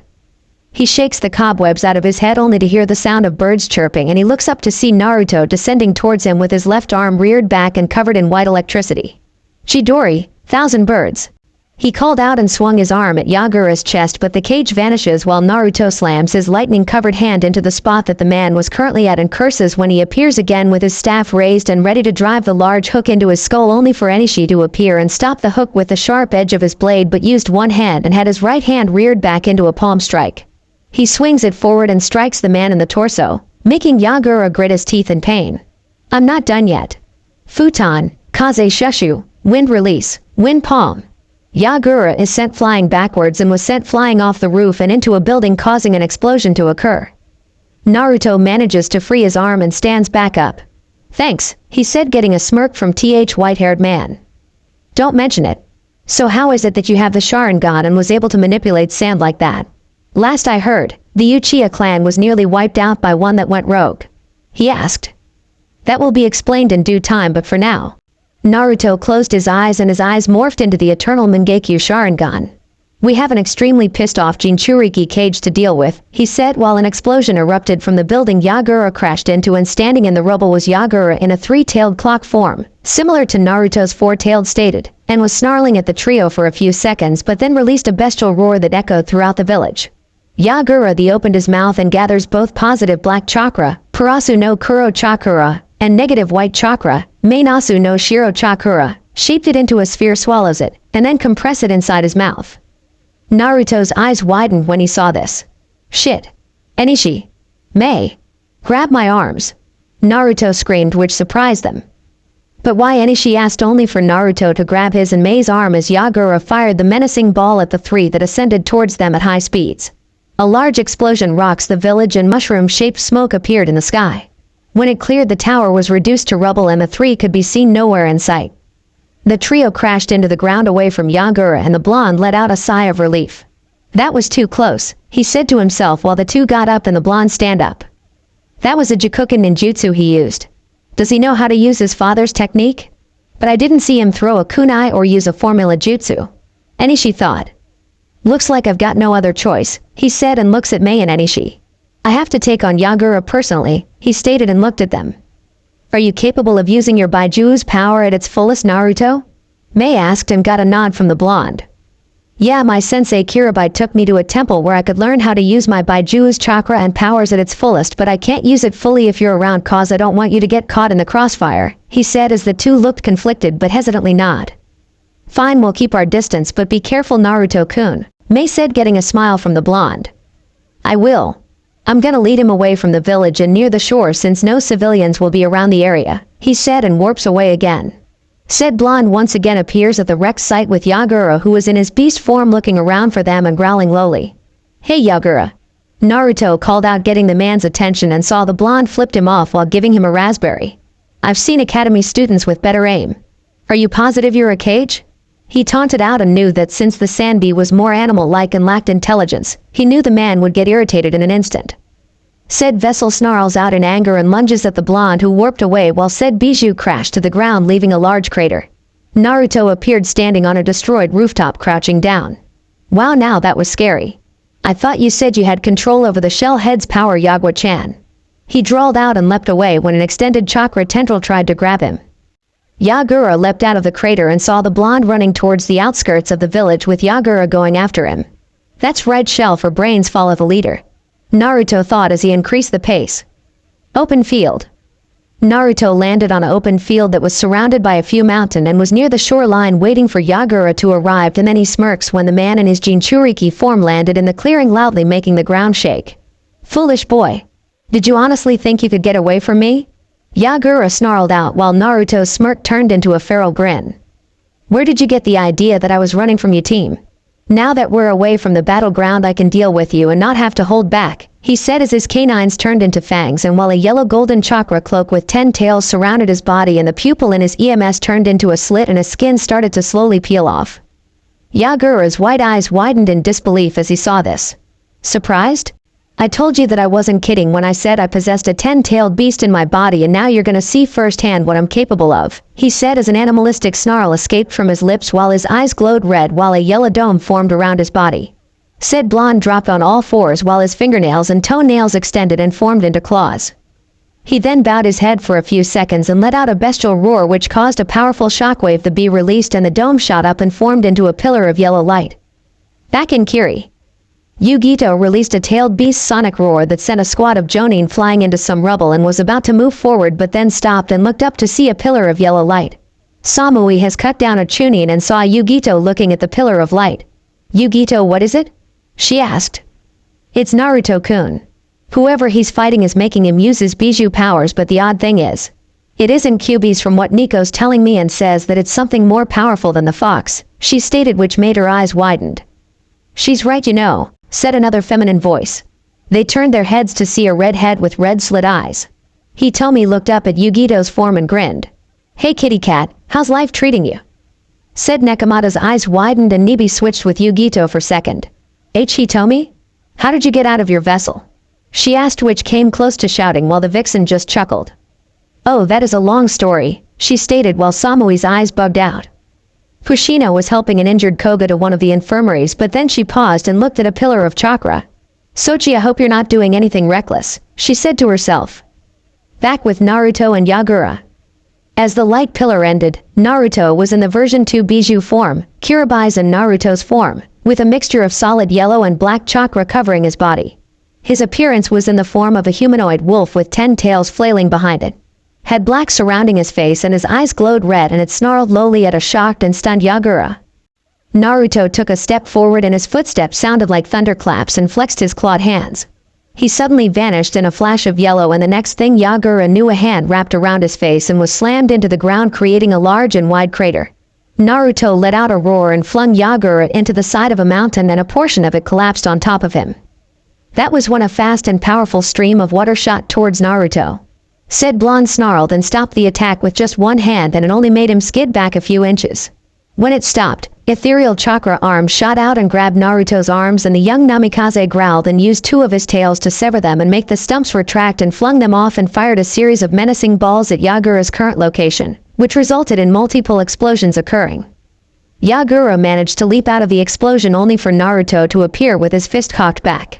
He let out a primal roar and slugged the miniature Sanbi in the face full force and sent him descending towards the ground at high speed, which resulted in the ground exploding, and Yagura went skidding through the forest, across the sand, and finally entering the ocean shores and crashing in the water, creating a powerful tidal wave. Naruto landed back onto the ground and let out a victory roar. Before he glowed and morphed back into his normal state, panting a little. "I guess my current body wasn't capable of handling that much of the Jubi's power yet," he said to himself as he saw an enormous crater connected to a deep ditch-like trail that left a path of destruction through the forest. "Guess I went a little overboard. Oh well," he said, and once again warped away and appeared on a rock near the ocean shores. Come out wherever you are," he said quietly, and saw bubbles near the open ocean, and then he grinned. "Looks like Shell for Brains isn't done yet." The blonde thought as the bubbles grew and grew until the water started to slowly rise and revealed the true form of the Sanbi Kyode game.